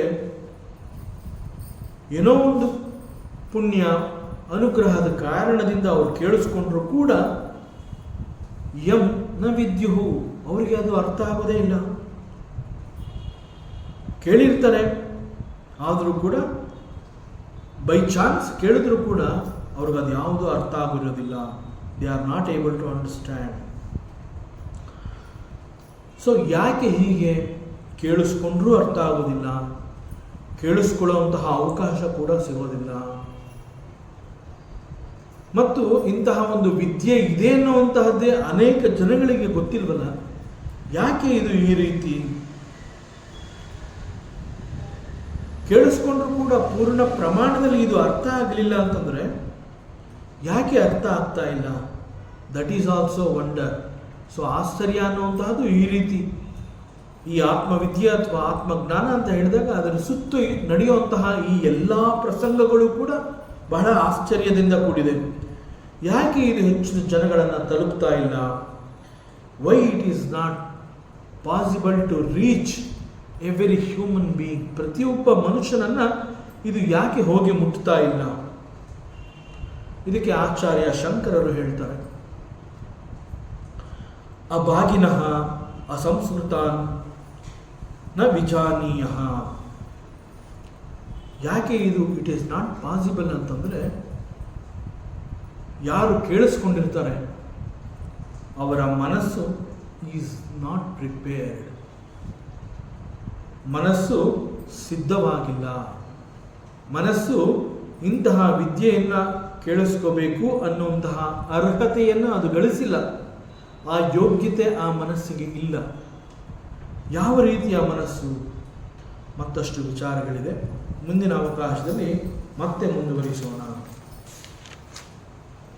ಓಂ ಪೂರ್ಣಮದಃ ಪೂರ್ಣಮಿದಂ ಪೂರ್ಣಾತ್ ಪೂರ್ಣಮುದಚ್ಯತೆ ಪೂರ್ಣಸ್ಯ ಪೂರ್ಣಮಾದಾಯ ಪೂರ್ಣಮೇವಾವಶಿಷ್ಯತೆ. ಓಂ ಶಾಂತಿ ಶಾಂತಿ ಶಾಂತಿ. ಹರಿ ಓಂ. ಶ್ರೀ ಗುರುಭ್ಯೋ ನಮಃ. ಹರಿ ಓಂ. ಈ ದಿನದ ಪ್ರವಚನ ಸೇವೆಯನ್ನು ಸದ್ಗುರು ಶ್ರೀ ಚಿಕ್ಕಲಿಂಗಣ್ಣರವರ ಪಾದಚರಣಗಳಿಗೆ ಅತ್ಯಂತ ಶ್ರದ್ಧೆಯಿಂದ ಭಕ್ತಿಯಿಂದ ಅರ್ಪಿಸೋಣ. ಶ್ರೀ ಕೃಷ್ಣಾರ್ಪಣಮಸ್ತು.